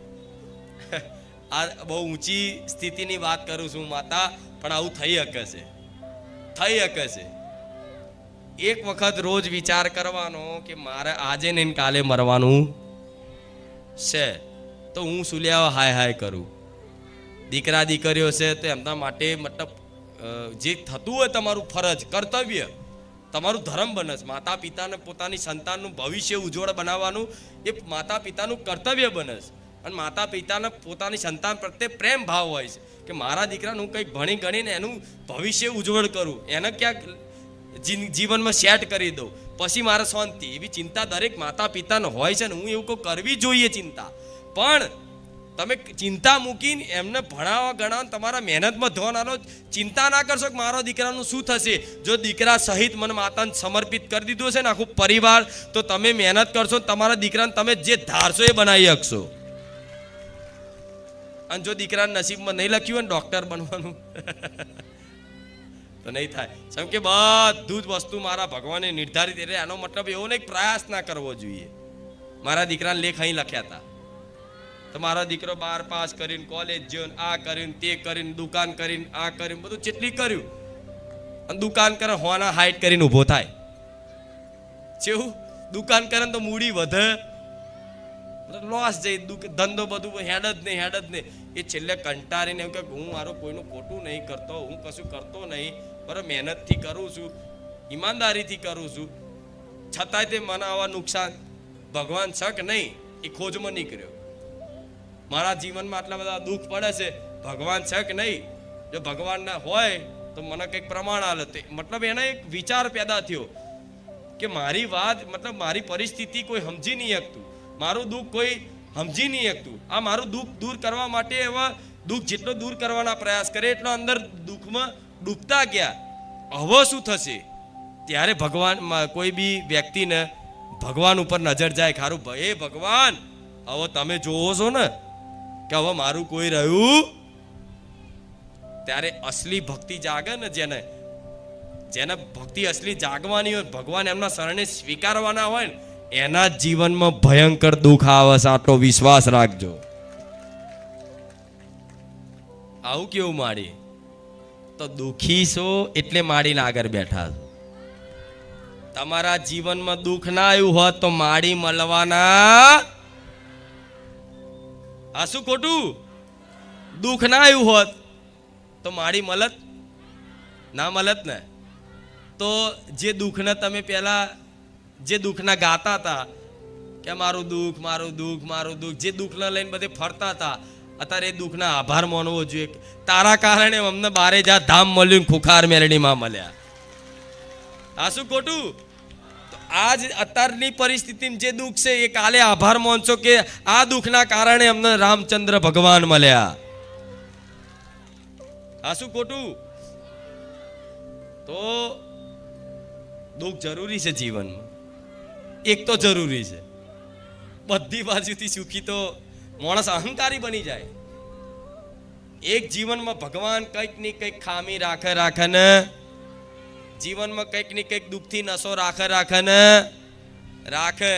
રાવણને તે વરદાન મળ્યું હતું અમર અમર અમર થવાનું, તો એને તે એક રહસ્ય રાખ્યું હતું કે એના નાભીમાં જો કોઈ તીર મારશે, બરોબર, અને કોઈ મનુષ્ય એના નાભીમાં તીર મારશે તેનું મૃત્યુ નિશ્ચિત છે.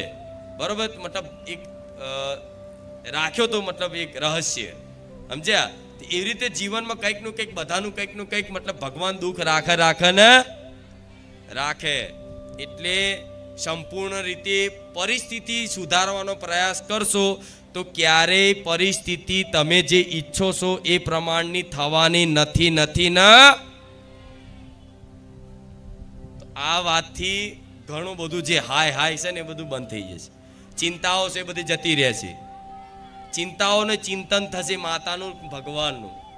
અને આ થઈ ગયું તમારું મન શું માતાજી ભગવાનના નામમાં, એના સ્મરણમાં જોડાઈ ગયું. આ તાર શું જોડાઈ ગયો? આ તાર પછી ખબર પડશે ખુખાર મેલેડી શું છે, ખુખાર મેલેડીનો પ્રેમ શું છે. ઘણા નવા ભક્તો આ જોડાય છે. આજે વધારે મેરો છું, હું જાણું છું, બહુ વધારે મેરો હતો. રોડ ઉપર તે આરતી થતી હતી. પણ છતાંય હું દરેક ભક્તોને કહીશ કે અહીંયા કોઈ વસ્તુ તમે જે આશાઓ લઈને આવો છો, દરેકની આશાઓ પૂરી થાય છે બારેજા ધામમાં. અને તમારી બાકી હશે તોય પૂરી થશે, એવા આશીર્વાદ આલું છું માતા. પણ મારી વાતને સમજશો તો સુખી થવાશે. અહીં પૂછવા કરથી, બેઠક કરવાથી માંડીને ઓળખાણ કાઢીને પૂછી લેવાથી કશું થવાનું. જેટલા ઓળખાણ વાળા આયા અહીં માથે હાથ મિલાઈને આશીર્વાદ લીધા, કઈ પૂછી નહીં જ્યાં, ફરી દેખાયા નહીં. હા, શું કહું છું? જેટલાય આવા ઓળખાણ વાળા આવે તો કોક હોય, મતલબ ત્યાંનો મતલબ અમુક હોય છે, મતલબ કે જેમનું પદ છે, જેમનું સન્માન કરવું જોઈએ, એવા હોય તો એમનું સન્માન થાય છે. અહીં બોલાવો દર્શન માટે, બરોબર છે. તો જેટલાય આવા કે હું આમાં છું તો કોઈ વાંધો નહીં, તમે સાહેબ છો તો દર્શન કરી લો. તો સાહેબ આવો અહીં ઊભા રે, કંઈક પૂછે ખરાક મારી આ તકલીફ છે. મારી એવું કે રામનું નામ જપો, તેમને ગળે ઉતરે? અરે આ તો કશું કીધું નહીં, રામનું નામ જપો તો એવું તો અમને ખબર છે. શું ઉતરે? ના ઉતરે. પછી પૂછે કે મારા દીકરાના સંબંધ નહીં થતો, મારા દીકરાના તકલીફ છે, કે મારા દીકરાને ભણવામાં ધોન નહીં આવતો, બધાની અલગ અલગ તકલીફો હોય. હવે એ પૂછે તો હું કહું તમારા આ દેવી દેવતાઓનો અભ્યાસ કર્યો જ ના હોય. હું એવું કહું તમારી કોઈ પૂર્વજ થયા છે કે એનો અભ્યાસ ખબર જ નહીં. તમારા દાદાનું નામ કે ખબર નહીં. રૂપિયા દાદાને પોતાને ભૂલી ગયા છે. એવાય આવે છે. તોય હું આશીર્વાદ આલું, હા તો શું સારું થઈ જાય છે? 2 હાથ નહીં, 4 હાથ નહીં, 1000 હાથ મૂકી દો આમ કરીને તોય સારું ના થાય. જો લગીન મારી વાતનો વિશ્વાસ ના કરે, જો લગીન મારા ધામ ઉપર વિશ્વાસ ના આવે. બધાને જંતર મંતર જોઈએ, કંઈક આપો થઈ જાય. ખુખાર મેલડીના હાથમાં કે બારેજા ધામમાં એવું કોઈ જંતર મંતર થતું. ખાલી ભાવ વગરનો હાથ મિલાવશો ને તો કશું થવાનું નથી. હાથ તો મારા દીકરાનો જ મુકાશે, મારો નહીં મુકાય. આ શું ખોટું? મારો દીકરોનું માતા છે નહીં તો મારો દીકરો મૂકી દેશે પરાણે. કોઈ કહે છે કે મારી હાથ મૂકો તો મૂકી દેશે, પછી મારા દીકરાનો જ હાથ રહેશે. મનુષ્યનો હાથ મુકાશે, મારી મેરડીનો હાથ મુકાશે. અગર તમારી શ્રદ્ધા અને વિશ્વાસ મારે મેરડી પર છે, વિશ્વાસ મારી મેરડી પર છે, તમે મારા દીકરાને ના ઓળખો છો, ના જાણો છો, ના કોઈ દર જોયા છે, ના કશું જ નહીં, કોઈ જાતનો પરિચય નહીં. તમે ખાલી મને માતાના જ ઓળખો, ખુખાર મેરડીને જ ઓળખો છો, એને જ જાણો છો, બરોબર?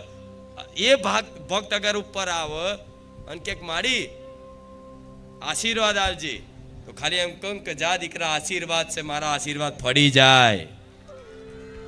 કેમ? એણે મારી મેરડી જોડે આશીર્વાદ માગ્યા. અને બીજા આવે એ ઓળખાણથી આશીર્વાદ લેવા જાય.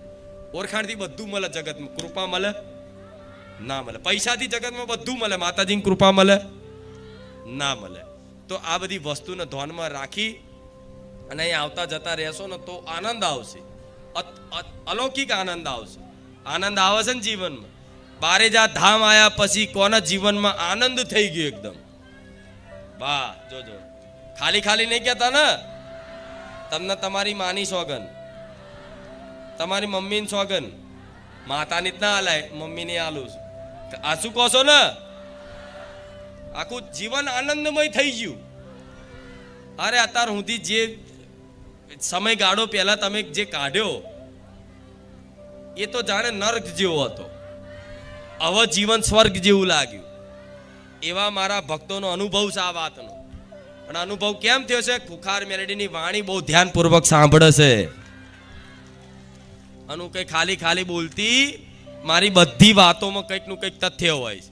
અને મારી બધી વાતો કંઈક ને કંઈક કોકને લાગુ પડે એવી હોય છે.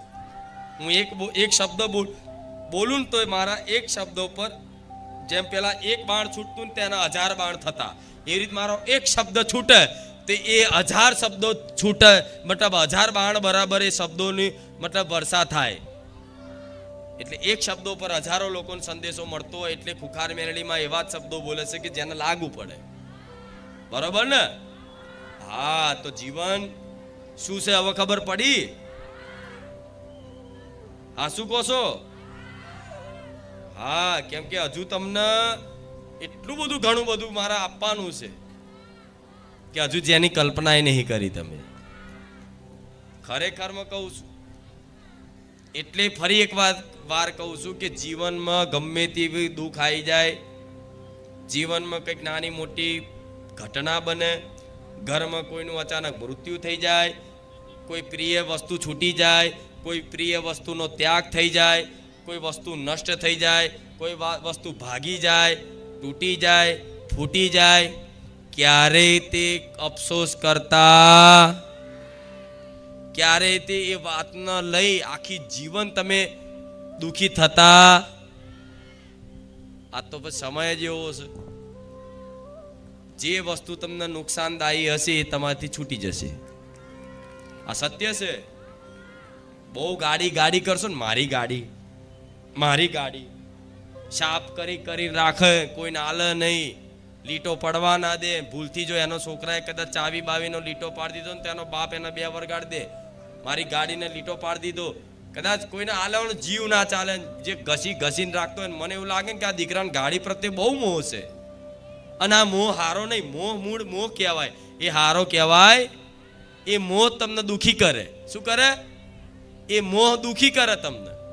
મારી ગાડી અને આખો દાડો સાફ સફાઈ રાખો અને આખો દિવસ બસ એનું ચિંતન કર્યા રાખો, કોઈને આલો નહીં, કોઈને બેહવા ના દો, અને આખો દાડો મારી કરીને રાખો ને, તો હું માતા એ જ ગાડીનો આવડો મોટો લીટો પાડું. હું જ પાડું.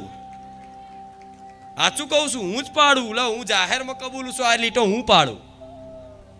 લીટો પાડું ને એટલે એ લીટો તો છે ને 500 રૂપિયામાં હારો થઈ જાય, પણ 500 ગ્રામ ઓનું લોહી બરી જાય એટલો લીટા પાડવામાં.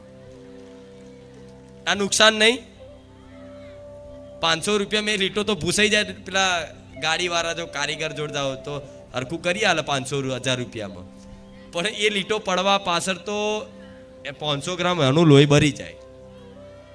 તો ભગવાન કે માતાજી જો તમને ચાહતા હશે ને, તો જ્યાં તમારો વધાર લગાવ હશે, જે વસ્તુથી તમને નુકસાન હશે ને, એ ચાહે વસ્તુ હશે, ચાહે વ્યક્તિ હશે, ચાહે કોઈ પરિસ્થિતિ હશે, એ તમારા જીવનમાંથી છૂટવાની ને તમે પકડી રાખશો તોય છૂટવાની, નહીં પકડી રાખો તોય છૂટવાની, પ્રયાસ કરશો તોય, નહીં પ્રયાસ કરો તોય.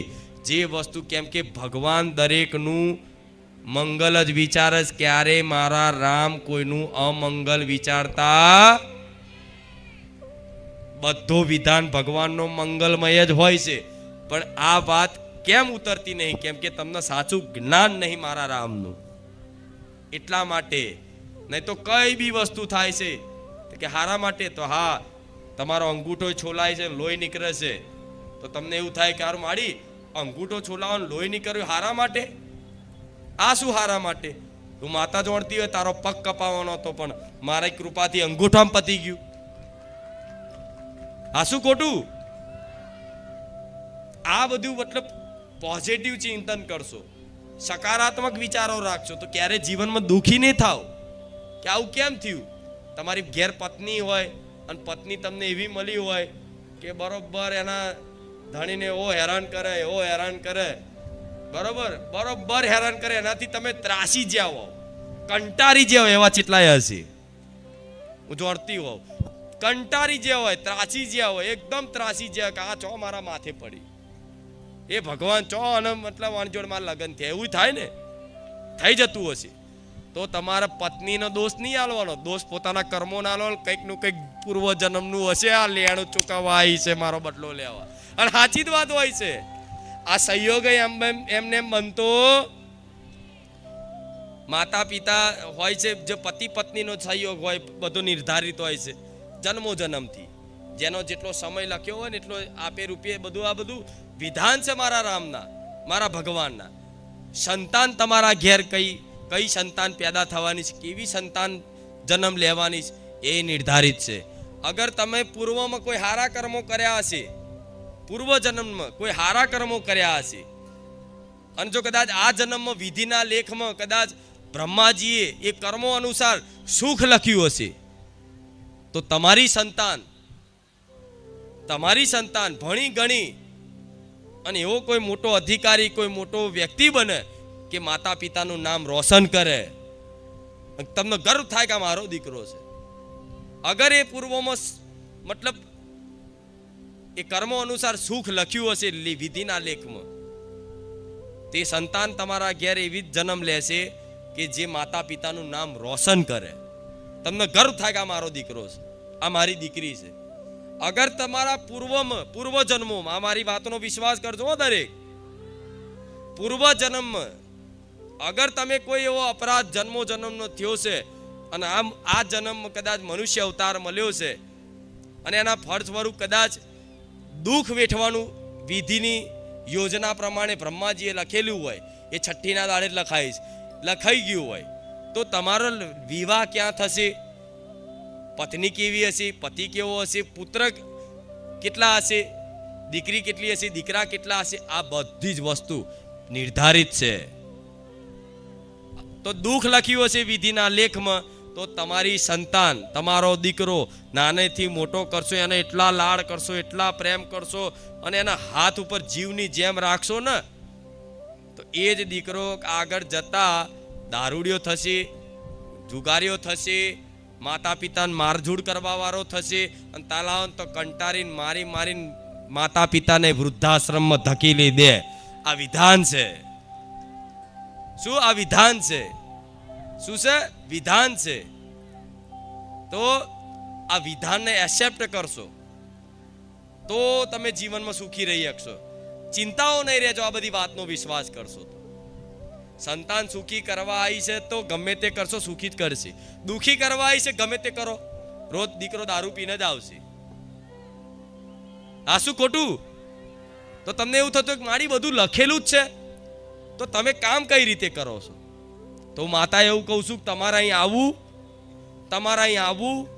તમારે અહીં મારી માનતા રાખવી, મારા રવિવાર ભરવા, પ્રાર્થના કરવી, અને દીકરો 15 વર્ષે આવો એ મારા ભગવાને પહેલેથી નિર્ધારિત કરી લીધું હતું, મંજસ આપવાનું. આ શું ખોટું?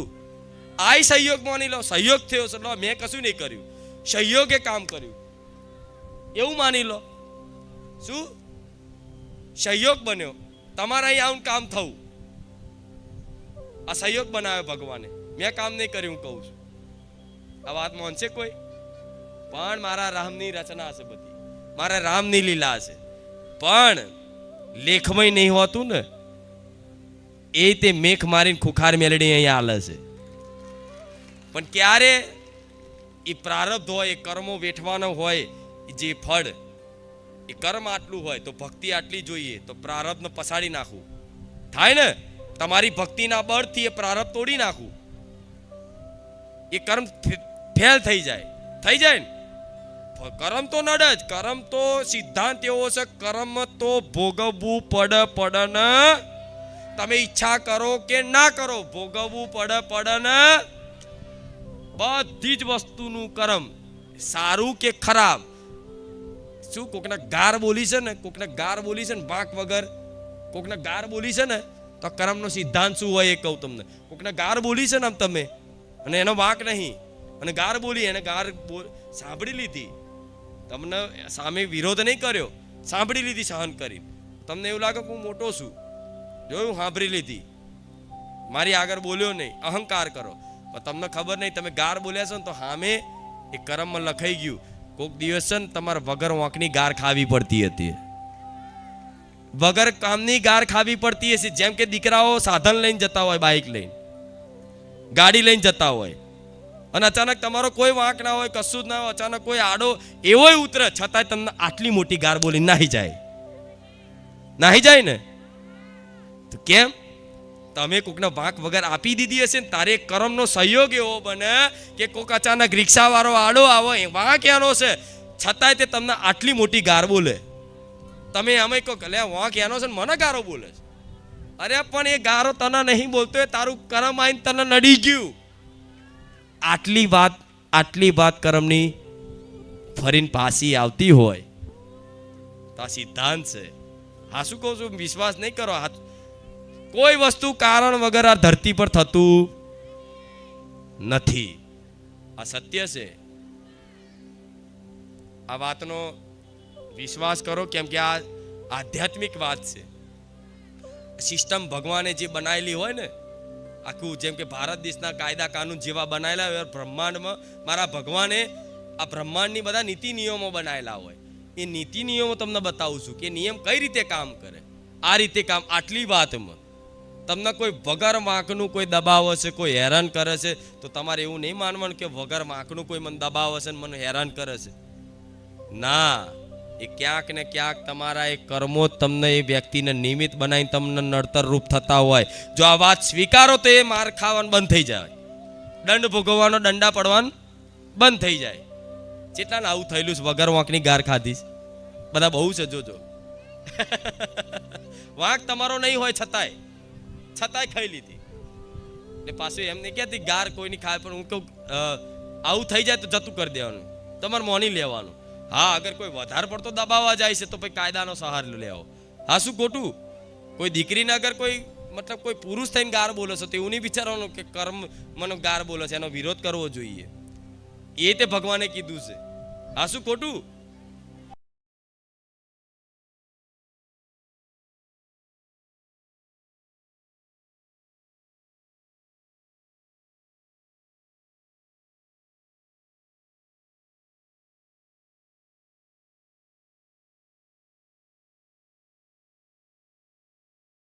થોડોક સમય પટેલ વેઠવાન થાય, થોડોક સમય. આવતું વર્ષ હોય નાહી નહીં જ્યું. આ સિઝન ચોમાસાની જાય, પછી બીજા કદાચ 2 મહિના, દિવાળી, ઉત્તરાયણ, હોળી, પાછું ચોમાસું આવી જાય.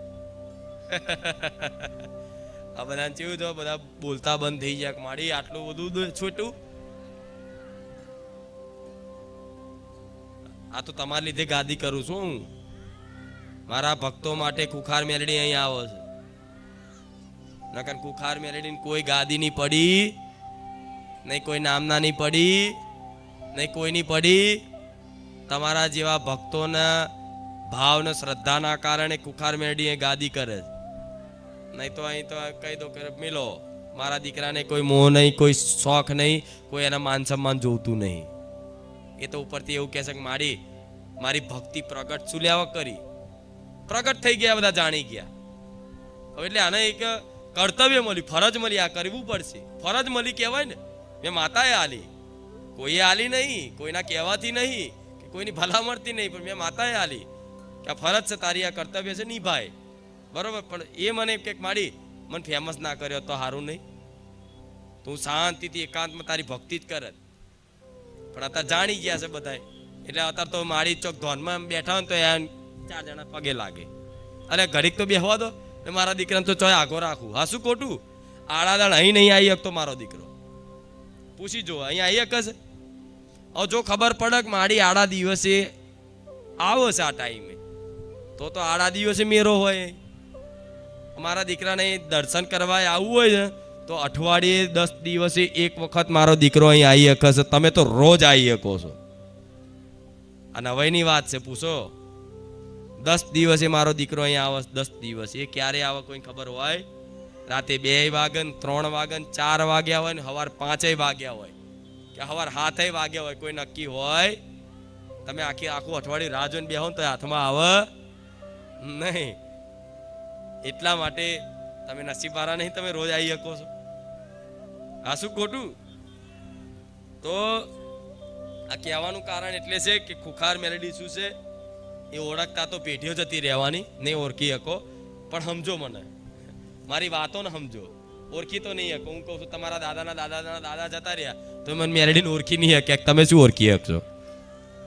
હા, મેલેડીના પ્રેમને ઓળખી શકશો, મેલેડીને નહીં ઓળખી શકશો. મેલેડીને ઓળખવા જાવ તો કંઈક ને કંઈક બધા જતા રહ્યા, ગોળા થઈ જાય, છટકી જાય. જો મેલેડીને સાધવા જાય, એ મેલેડીને સાધવા જ્યાં, મેલેડીની શક્તિ પ્રાપ્ત કરવા જ્યાં, શક્તિનો દુરુપયોગ કરવા જ્યાં, એ બધા જતા રહ્યા, ગાણા થઈને બજારમાં ફરે. પણ મેલેડીને જે ભક્તિ કરી, શું એને મારી મમતામય સ્વરૂપ બતાવ્યું છે. બે રૂપ છે ને. મેલેડીને મારી કોઈ સાધના આવે છે, લોકો કરે છે ને અમુક મૂઠચોટ વિદ્યા કરવા, વશીકરણ કરવા માટે એ અનુષ્ઠાન હોય, તંત્રનો મંત્રનો ઉપયોગ કરે એટલે એ શક્તિ એમને મળે. એમણે જે પ્રમાણે અનુષ્ઠાન કરે એ પ્રમાણે શક્તિ મળે. એ શક્તિનો દુરુપયોગ કરે એ શક્તિ એમને જ ખાઈ જાય. પણ જ્યારે મારા દીકરાને હંમેશા સદઉપયોગ શીખવાડ્યો છે કે હંમેશા સદઉપયોગ જ કરવાનું થાય તો કોઈકનું ભલું કરવાનું, પણ ક્યારેય કોઈ મૂઠચોટ વિદ્યામાં પડવાનું. કદાચ કોઈ મૂઠચોટ વિદ્યા કરી હોય ને આ ચૂકલી તો એને નષ્ટ કરતા મારા દીકરાને ફાવસ, તોડતા ફાવસ. કોકને મારતા આવડતું, બધાને મારતા આવડે, મૂઠ મારતા આવડે, વાર્તા ના આવડે. પણ જ્યારે મારા દીકરાને મેં મારતા નહીં, વાર્તા શીખવાડ્યું છે. કેમ? મૂઠ વારવા વાળા હોય, દાખલો આલું થતું નહીં, આ બધા વેમ ના રાખતા. તો કહું છું, ખાલી પહેલા આવતા હતા વાદી પોમલા બધા, અત્યારે નહીં બધા. અત્યારે તો બધા ખાલી દેખાવ કરીને મારા લગાવીને ફરવા વાળા, અસલી સીધો તો દેખાતા જ નહીં. તાંત્રિકો છે પણ અત્યારે એ કે બજારમાં ના ફરતા હોય, સમજ્યા? એટલે બધે વેમ નહીં રાખવો. એ બધું થતું પહેલા. અત્યારે સિદ્ધ તાંત્રિકો પણ એ બધા ક્યાં છે? કામાખ્યા બાજુ. અને એ બધા એવા એકાંત કે આ બાજુ રૂબરૂ જોવાય ના મળે. તમે જંગલમાં જાઓ તો ભાગ્ય ક્યાંક જોવા મળી જાય અસલી તાંત્રિક. એટલે ક્યારેય ડરવું. અને જે મારો ખુખાર મેરડીનો હોય, જે મારા રામનું નામ લેતો હોય, એ તાંત્રિક તો આમ તાંત્ર કરો ને, આમ કરીને વિદ્યા કરે ને તમારી પર, તમારો ધંધો બાંધવા, મૂઠ મારવા, તો રામનું નામ હોય ને મારા જેવી મેરડીનો ભરોસો હોય તો એ વિદ્યા પાસી જાય. સમજ્યા? હા, એટલે આ વાત પેલા રવિવારે પ્રવચન લોબુ કર્યું હતું, આ થોડું લોબુ કરી લીધું. એટલે થોડું થોડું જે કહેવાનું છે થોડું જલ્દી કહી દઉં. હા, શું ખોટું? હા, જલ્દી એટલે કહું છું કેમ કે મને મારા ભક્તોની બહુ ચિંતા છે. તમે એવું માનતા હોય કે ખુખાર મેરડી, તો ખુખાર મેરડી એના ભક્તો થકી જ છે. તમે ના હોત તો મારું નામ કોણ જાણત? મને કોણ ઓળખત? ખાલી મારી વસ્તી જ ઓળખત ને. મારો દીકરો મારી વસ્તી, જે ઘર છે મારી વસ્તીના, એ એટલા જ ઓળખત ને. કુટુંબી બીજા ઓળખત? કદાચ એના સગા સંબંધીઓ ઓળખત, એના મિત્રો ઓળખત, બીજું કોઈ ઓળખત ના ઓળખત. પણ મારી ઓળખાણ મારા ભક્તો થકી છે. મારા ભક્તોને વિશ્વાસ ના રાખ્યો હોત અને વિશ્વાસથી બારેજા ધામ ના આવ્યા હોત, અને બારેજા ધામ આવ્યા પછી ખુખાર મેલેડીએ કામ ના કર્યું હોત, તો આજે ખુખાર મેલેડીને ગુજરાતમાં કોઈ ઓળખવાનું, તો તમે મારું નામ વધારવા માટે તમારો સહયોગ છે બહુ મોટો, સૌથી મોટો. કેમ કે ભક્તો જ નહીં, માતા શું કામ નહીં? તમે કાલે અહીંયા આવો જ નહીં તો હું એકવાની જો પ્રવચન કરું, હું શું બોલું? પણ હું આવું છું કોના માટે? મારા ભક્તો માટે. ધંધા કરવા વાળા, લારીઓ કરવા વાળા, તો અમારા સેવકો જે પ્રમાણનો સૂચના આપતા હોય, ભાવિક ભક્તોની મતલબ હેડવા ચાલવાની સગવડ સુવિધા થતી હોય તો જ ધંધો કરો, નહીં તો ખુખાર મેલેડીને કઈ ગાદીની પડી નહીં. ખુખાર મેલેડી કાલે બંધ કરી શકશે, તકલીફ તમને પડશે. મારા ભક્તોને તો ઘેર બેઠા યાદ કરે છે ને, તો અહીંથી અમેરિકા પહોંચું છું, મારા એ રૂબરૂ જવાની જરૂર નહીં. એટલે જે સાંભળતા હોય એમના માટે કહીશ. હા, કહેવાનું કારણ એક જ છે, મારી લાલ આંખો ક્યારેય નહીં થતી. પણ 2-4 રવિવારથી જેમ ભાવિકો વધે એમ લારીઓ વધે. એક ઘરની 5-5 લારીઓ, અને કરો ધંધો, ચો ના પાડે છે. અને અમે તે વધારે મને ચીડ એ વાતની ચડી છે, આ શ્રીફળ ચુંદડી અગરબત્તીની વધારે એ વાતની ચીડ ચડી છે. સ્મશાનના નારીઓ લઈ વેચાવા લાવે છે માણસો, વિચારો તો ખરા. વાતની નવાઈ લાગશે. દુનિયા કાળા કળિયુગ તો જોવો. બીજા મંદિરના નારિયોલના ચડાયેલા નારિયોલ અડધા ભાવમાં લાવી અને અહીં ખુખાર મેલડીએ ચડાવવા આવે. શું કહું, છતાંય હું બધો ઢગલો કરીને હવન કરી નાખું છું, હોમ કરી નાખું છું. આ સત્ય છે, હું તમને કહીશ. તમે જે આજનો જમાનો, એવું કહું, એકની વાત નહીં કરતી, આજનો જમાનો એવો છે, તમે જે કદાચ ઇડલી ઢોસા ખાવા જતા હોય ને કદાચ નારિયેળની જે ચટણી ખાતા હોય ને, ચટણી, એ ચટણી તે સ્મશાનના નારિયેળની આજના માણસો વેચે. મારા દીકરાને એકદા ઢોસા ખાધા, ચટણી મોડા મેળવા જો ને મેરા દીદી પાછી કે ચમ કે સ્મશાનના નારિયેળની મેળ દે, આપણા કોમનું નહીં. આ સત્ય છે, આ જમાનો આવો છે. માણસોને ધર્મના નોમે તે મતલબ આવું કરવાનું હોય. જો ખુખાર મેલડી એવું કર્યું હોત ને તો આખો આસપાસનો બધો વિસ્તાર ખરીદી લેત. એટલા નારિયેળ મેં ખાક કરી નાખ્યા છે. ખુખાર મેલડીએ જો એવું કર્યું હોત ને આટલા વર્ષો સુધી કે એના એ નારિયેળ લાઈન બજારમાં પાછા વેચાવડાય બધું કર્યું હોત ને તો આટલો આખો એરિયો, આખો પટ્ટો 100 વીઘાનો પટ્ટો લેવડાય ને એટલા તો ખુખાર મેલડીએ નારિયેળ હવન કરી નાખ્યા છે, ધુમાડા કરી નાખ્યા છે. દર રવિવાર 15 લાખના નારિયેળો ખાક કરી નાખું છું. એ ખુખાર મેલડી છે. હું મારા ભક્તો માટે ગાદી કરું છું. આવનારા ભક્તો જો તમારા જોડથી વેપાર ના કરતા હોય, 5 રૂપિયા ના ખરાતા, તો તમે ભૂખે મરો. અને અમે તે વધારે પૈસા લેવાના, 10 રૂપિયા વધારે લેવાના. હું વિચારું કે મારા ભક્તોને કોઈ છેતરી ના જાય. અહીંના છેતરી જવાના. પેડા બોલો, ઉભાઈ જાયેલા પેડા. અરે ફૂડ પોઈઝન થઈ જાય, હમણાં કોકને ઉલટીઓ વોમિટ થઈ જાય, કોણ જવાબ આલે એમને? કોણ જવાબ આલે કો? એ કોઈને ભોન પડે છે એવી પટેલ કોઈ દાડો? કોની પર આવે એ બધું? મારા ધામ ઉપર આવે ને. કોઈને ફૂડ પોઈઝન થઈ જાય, કોઈને પેટમાં ખરાબ થઈ જાય, કોઈ બીમાર પડી જાય પેડો ખાઈને, પ્રસાદ ખાઈને. આજ બહુ આખું વર્ષ મેં મતલબ સહન કર્યું છે આ બધી વસ્તુને. રોજ આવીને કે, રોજ આ બતાવે. મારા પારે પેડા ચડતા હોય મને ના ખબર હોય કુબાઈ ગયેલા છે. બચારા આપણા ભાવિક ભક્તો તો પેડા લઈને આવે, લાવો બોક્સમાં જોવા નહીં, અહીં લઈને આવીને બધા પેડા ભેગા કરે. કોકના પ્રસાદમાં ઉભાઈ ગયેલા પેડા. કોકને શું લાગે કે ખુખાર મેલડી ઉભાઈ ગયેલા પેડા વેચાતા હશે? વિચારો, 20 રૂપિયાની વસ્તુમાં માણસ પોતાના કોકના સ્વાસ્થ્ય જોડે ખિલવાડ કરે. એવા શું માણસોનું ભલું થાય? કોકના સ્વાસ્થ્ય ઉપર ખિલવાડ કરે, મતલબ કોકનું જીવ જોખમમાં આવી જાય એટલું. મતલબ 20 રૂપિયાના પૈસા અત્યારે માણસ જોતો ખરા, એમાં ઊંચો નહીં આવતો. ઉપરથી બગડી જેલી વસ્તુ હોય તો કે ભાઈ ના લાય, અરે માતાજીને થોડી આવી ચડાવાય. અરે 5000 નુકસાન થતું હોય તો કઈ નહીં, આવી ભાવનાથી મૂકી દે ને તો કાલે એનો 50,000નો ધંધો કરી આલું.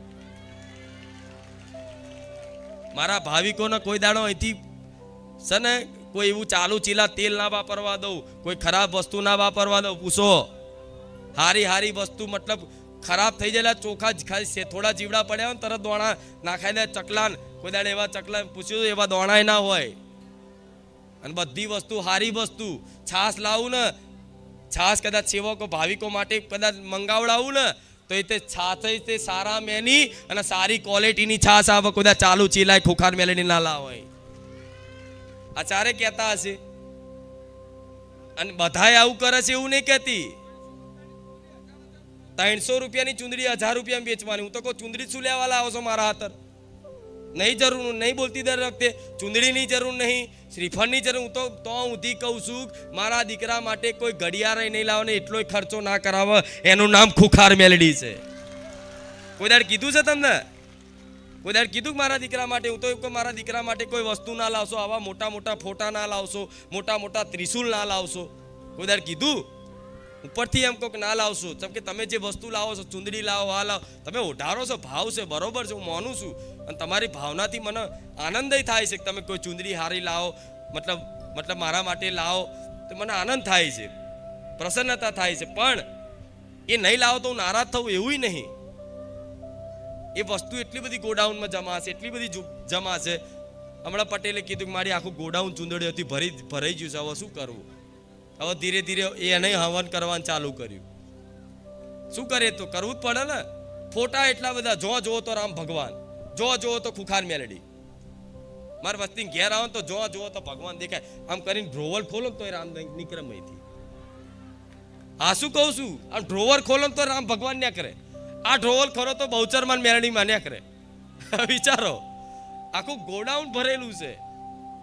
એટલી બધી વસ્તુ છે, એટલા બધા ફોટા છે, ફોટા અપમાન થાય, ભાગી જાય, તૂટી જાય, થાય કે નહીં? હું તો કહું છું એવા ફોટા અહીં લાવવાની જરૂર નહીં. બધા કૃષ્ણ, બાલકૃષ્ણ, લડ્ડુ ગોપાલ લઈને આવે અને અહીં આવીને અર્પણ કરે. અરે 5 લડ્ડુ ગોપાલ તો અહીં છે, એ તમે રાખો ને પૂજા કરવા માટે. અહીં ખુખાર મેરડીને પારે તો મોટા લડ્ડુ ગોપાલ છે જ તે પહેલેથી. તમે અહીં લાવો તો અહીં તો કદાચ સેવકોને કહીશ કે એવી રીતે મતલબ ભગવાનને નહીં, અનાદર નહીં કરવાનો પટેલ, પણ કોઈ બી વસ્તુ લો કે ભાઈ તમે તમારા ઘેર રાખો, સેવા તમે કરી શકો કે અહીં વસ્તુ છે ગોડાઉનમાં જાય, એ અપમાન થાય. કોઈ ફોટો તૂટી જયેલો, ભાગી જયેલો, થાય કે નહીં? હા, એટલે હું કહું છું કોઈ ફોટાએ લાવવાની જરૂર નહીં, કોઈ આવી મોટી ચૂંદડીઓ લાવવાની જરૂર. માં ચૂંદડી કદાચ જે રવિવાર ઓઢવાની હશે ને તો મારો દીકરો મારા માટે જાતે લઈને આવે છે. હા, એટલે ભક્તોને કહીશ કોઈ એવી વસ્તુ ના લાવશો જે ખર્ચા થાય. શું લાવો? અંદર કશું હોય જ નહીં. બોલો, કશું શ્રીફળમાં હોય જ નહીં, પાણી નહીં, કોપરું નહીં. તો એને કરવાનું શું આપણે? ખોટા પૈસા 40 રૂપિયા એક શ્રીફળના. 50 રૂપિયા, 50 રૂપિયા તો રવા દે. એના કરતા હું તો કહું છું ના લાવશો ચાલશે. માનતા કોઈએ રાખી હોય ને, માનતા કોઈ શ્રીફળ, ચુંદડી, અગરબત્તી રાખી હોય તો 5 ચોપડીની સેવા કરી દેવાની. એ પટેલે અલગ ચોપડીઓના સંપર્ક માટે કંઈક અલગ કરી દો, એટલે આપણે સેવા ચોપડીઓની ચાલુ કરીએ. તમારું કંઈક હોય માનતા રાખો ચોપડીની કે 11 ચોપડી, 21 ચોપડી, તમે આ કરશો ને તો આ ચોપડી આખા ગુજરાતમાં આપણે પહોંચાડીશું ને આખું ગુજરાત રામમય કરી નાખીએ.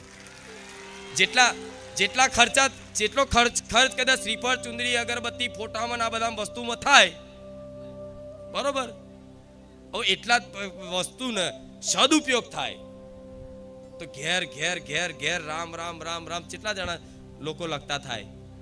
એનું પુણ્ય તમને મળે.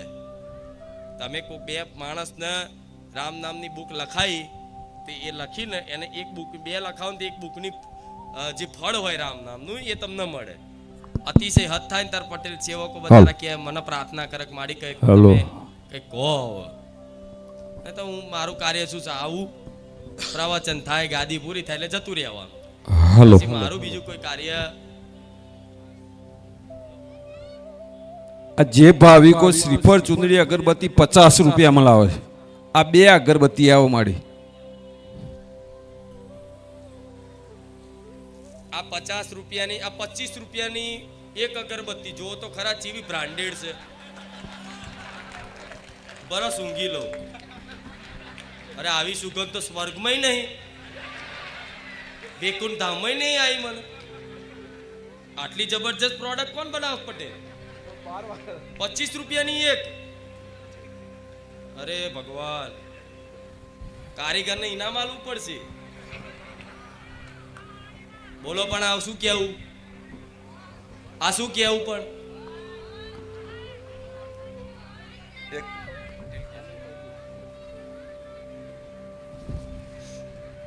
જો કહી દઉં, બોલો. ભાવિકોને એક નમ્ર વિનંતી, આપણે શ્રીફળ, ચુંદડી, અગરબત્તી, ચુંદડી કશું લાવશો ને, પણ માતાજીના સાનિધ્યમાં રામ રામની બુકની માનતાઓ રાખજો. કે હું 5 કે 25 કે 50 અહીંયા સેવા પેટે આપીશ. કોઈ વાતની સેવા માટે મેં કોઈ દાડ કોઈ આગ્રહ નહીં કર્યો, પણ રામ માટે તો હું ભીખ માગી લઈશ. આજ લગીન કોઈ પોતાના મંદિર માટે તે ખુખાર મેલડી હાથ લોબો કર્યો, દાનનો આગ્રહ કર્યો, કોઈ ભાડા માટે તે આગ્રહ કર્યો. બારેજા ધામમાં આવનારા તમામ ભક્તો જાણે છે કોઈ દાડ કોઈ વસ્તુનો આગ્રહ કર્યો, પણ રામ માટે તો મારે ભીખ માગવાનું થશે ને તો હું માગી લઈશ. તો તમારા અગર જો કદાચ શ્રીફળ, ચુંદડી, અગરબત્તી 50-60 રૂપિયાની લાવો, એની જગ્યાએ તમે રામ નામની સેવામાં કદાચ એ પૈસા 60 રૂપિયા આલશો ને તો એક 10 રૂપિયાની ચોપડી તો 6 ચોપડીઓ કોકની સેવામાં જશે, લખાશે, કોકનું કલ્યાણ થશે, તમારું થશે. એના માટે સ્પેશિયલ કહું છું પટેલ, કોઈ દિવસ મંદિર બાબતે આપણે સ્કેનર નહીં મૂક્યું, પહોંચ નહીં ફડાય, કશું જ નહીં. પણ હું આજ હુકમ કરું છું જાહેરમાં કે એ સ્પેશિયલ સેવા માટે એક સ્કેનર મૂકી દો અને જેને જે પોતાની રીતે કદાચ કરવું હોય એ સ્કેનરમાં નાખી દેજો. જાઓ ખુખાર મેળડી આવું કહું છું, એની સેવા જ થશે. અને વિશ્વાસ છે મારા ભક્તોને કે ક્યારેય ખુખાર મેળડીના ધામમાંથી ક્યારેય કોઈ દાડ છેતરપિંડી થાય એ વાતનો તો મને માતાને ગર્વ છે. કેમ કે મારા ભક્તોને વાતનો વિશ્વાસ. તો કોઈ દા સ્કેનર કે પહોંચ તો કોઈ દા જોવા નહીં મળી. પટેલ સ્પેશિયલ એના માટેનું સ્કેનર બનાવો. જો બોમર, હા, સ્પેશિયલ સ્કેનર બનાવો, સ્કેનર મૂકો અને એમાં તમારા રામ નામ જે કરશો ને એ બધી રામ નામની બુકો છપાશે.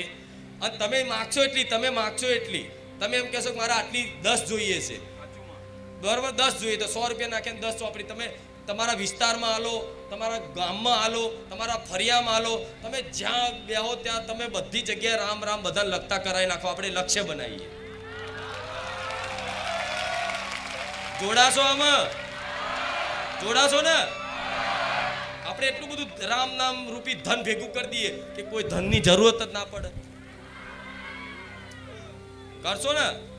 પટેલા જાહેર કર દો. આજ લગી કોઈ દાડ મેં કીધું નહીં, પણ કહું છું કે રામ માટે તો ભીખ માંગી લઉં. જીને દામ પ્યારે ઉને દામ દે દો, જીને દામ પ્યારે ઉને દામ દે દો, मुझे राम प्यारे मुझे राम दे दो.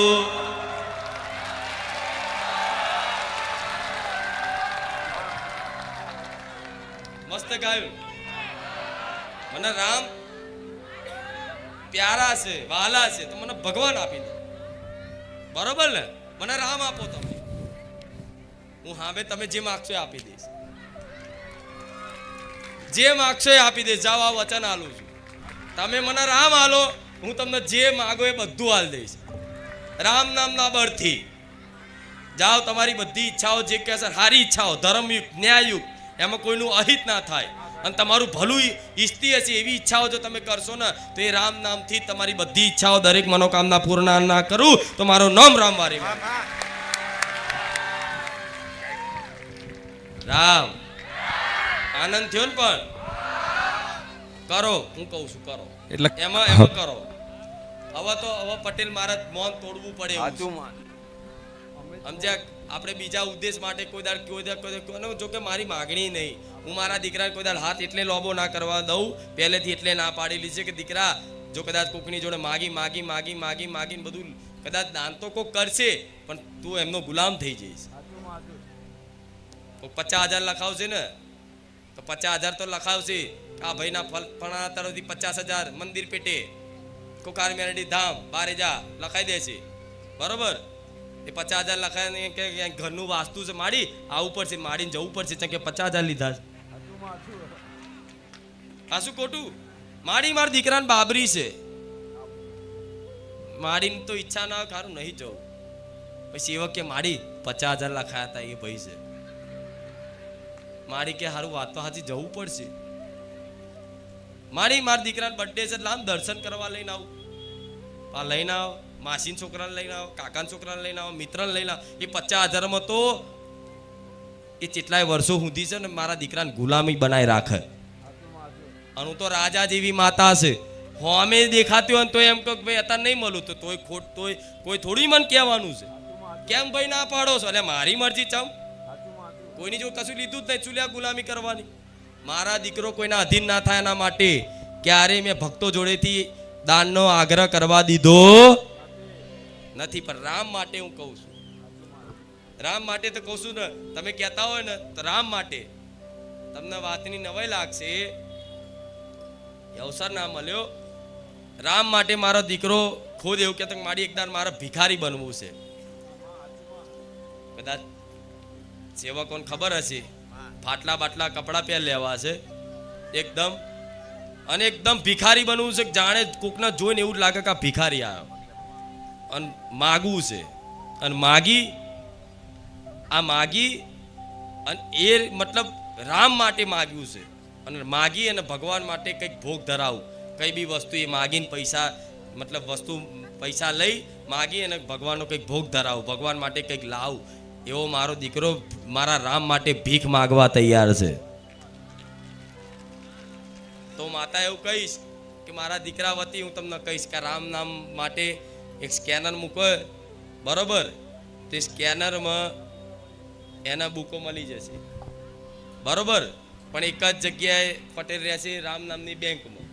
એના સિવાય તમને ઓનલાઈન કોઈ જગ્યાએ જાહેર કરવાનું નહીં, બરોબર? ખાલી અહીંયા જ તમારે જેને લેવા હોય લઈ લે, બરોબર ને? પૈસાથી કદાચ કરવું હોય એટલા માટે કહું છું કે ના છૂટકે કરવું પડે. તમે 60 ને 70 100 રૂપિયા ખોટા 2 અગરબત્તી 25 રૂપિયાની એકમાં કાઢો તો 25 રૂપિયામાં તો આપણે 3 ચોપડીઓ આવે, અને આ બીજી 50 બીજી તો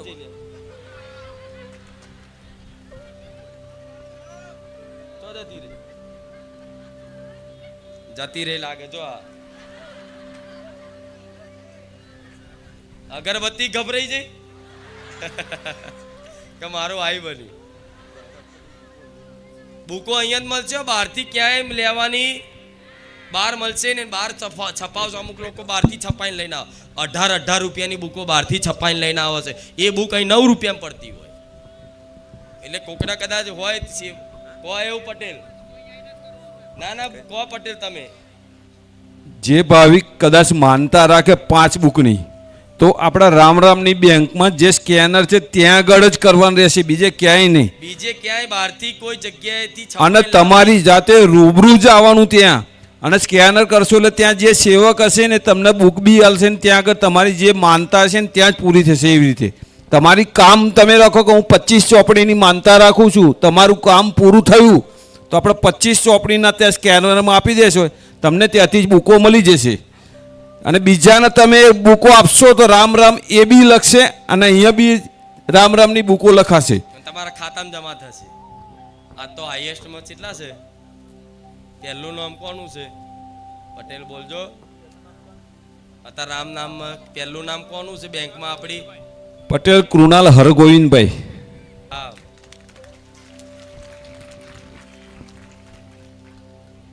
વાહ, બહુ મોટું પરમાર્થ છે આ, જેની કલ્પના નહીં ખબર, એની કલ્પના નહીં તમને કે આ કેટલી મોટી સેવા છે. બહુ મોટું પરમાર્થ, આનાથી મોટું કોઈ પરમાર્થ નહીં, આનાથી મોટી કોઈ સેવા નથી. આ સેવા કરવા માટે શિવજી મહાદેવ કાશીમાં બિરાજમાન છે, અને કાશીમાં મણિકર્ણિકા ઘાટ જે 24 કલાક ચિતાઓ ચાલતી હોય છે, મતલબ 24 કલાક મુર્દાઓ ચાલતા જ હોય છે, ત્યાં ચાલતું જ હોય, લઈને જ આવતું હોય કોકનું કોક. તે જગ્યાએ મહાદેવનું મંદિર આવે, મંદિરમાં ભગવાન મહાદેવ એ જે મરેલા કોઈ મૃત્યુ પામેલા કોઈ વ્યક્તિને લઈને આવે ને, તો એ જગ્યાએ એ અર્થીને ઊભી રાખવામાં આવે, અને એવું કહેવાય છે કે મહાદેવ એના કાનમાં એક મંત્ર ફૂંકશે, તારક મંત્ર. એ મંત્ર શું છે? રામ. મહાદેવ એના કાનમાં એવું કહે છે કે રામ, જેથી ઉદ્ધાર થાય. એટલે જ કહેવાય છે કાશી એટલે મુક્તિધામ. એ જે જગ્યા પર મતલબ એ મૃત્યુ પામે એનો મતલબ ભગવાનના ધામમાં ગતિ મળે. તે મહાદેવ જેવા મહાદેવ એમને કાનમાં તારક મંત્ર ફૂંકશે કે રામ એમ, પછી આગળ અર્થી જાય. તો એ મહાદેવ રામ નામ જો પ્રદાન કરતા હોય કલ્યાણ માટે, ખુદ દેવાના દેવ મહાદેવ, બરોબર? તો એ કોકનું કલ્યાણ કરવા માટે એ રામ નામ કાનમાં મંત્ર ફૂંકતા હોય, તો એ રામ નામની તમે સેવા કરો છો, લોકો મતલબ ભક્તો દ્વારા લખવામાં આપો છો. એ લખશે તો એમનું તો કલ્યાણ પાક્કું જ, પણ એનો લાભ તમને મળે છે જેમ મારા દીકરાને મળતો હોય. આ બહુ મોટી સેવા, બહુ મોટું પરમાર્થ છે, અને એમાં સ્વાર્થ નહીં રાખ્યો. અહીંથી લઈ જાય અને સામે સેવા હાલે.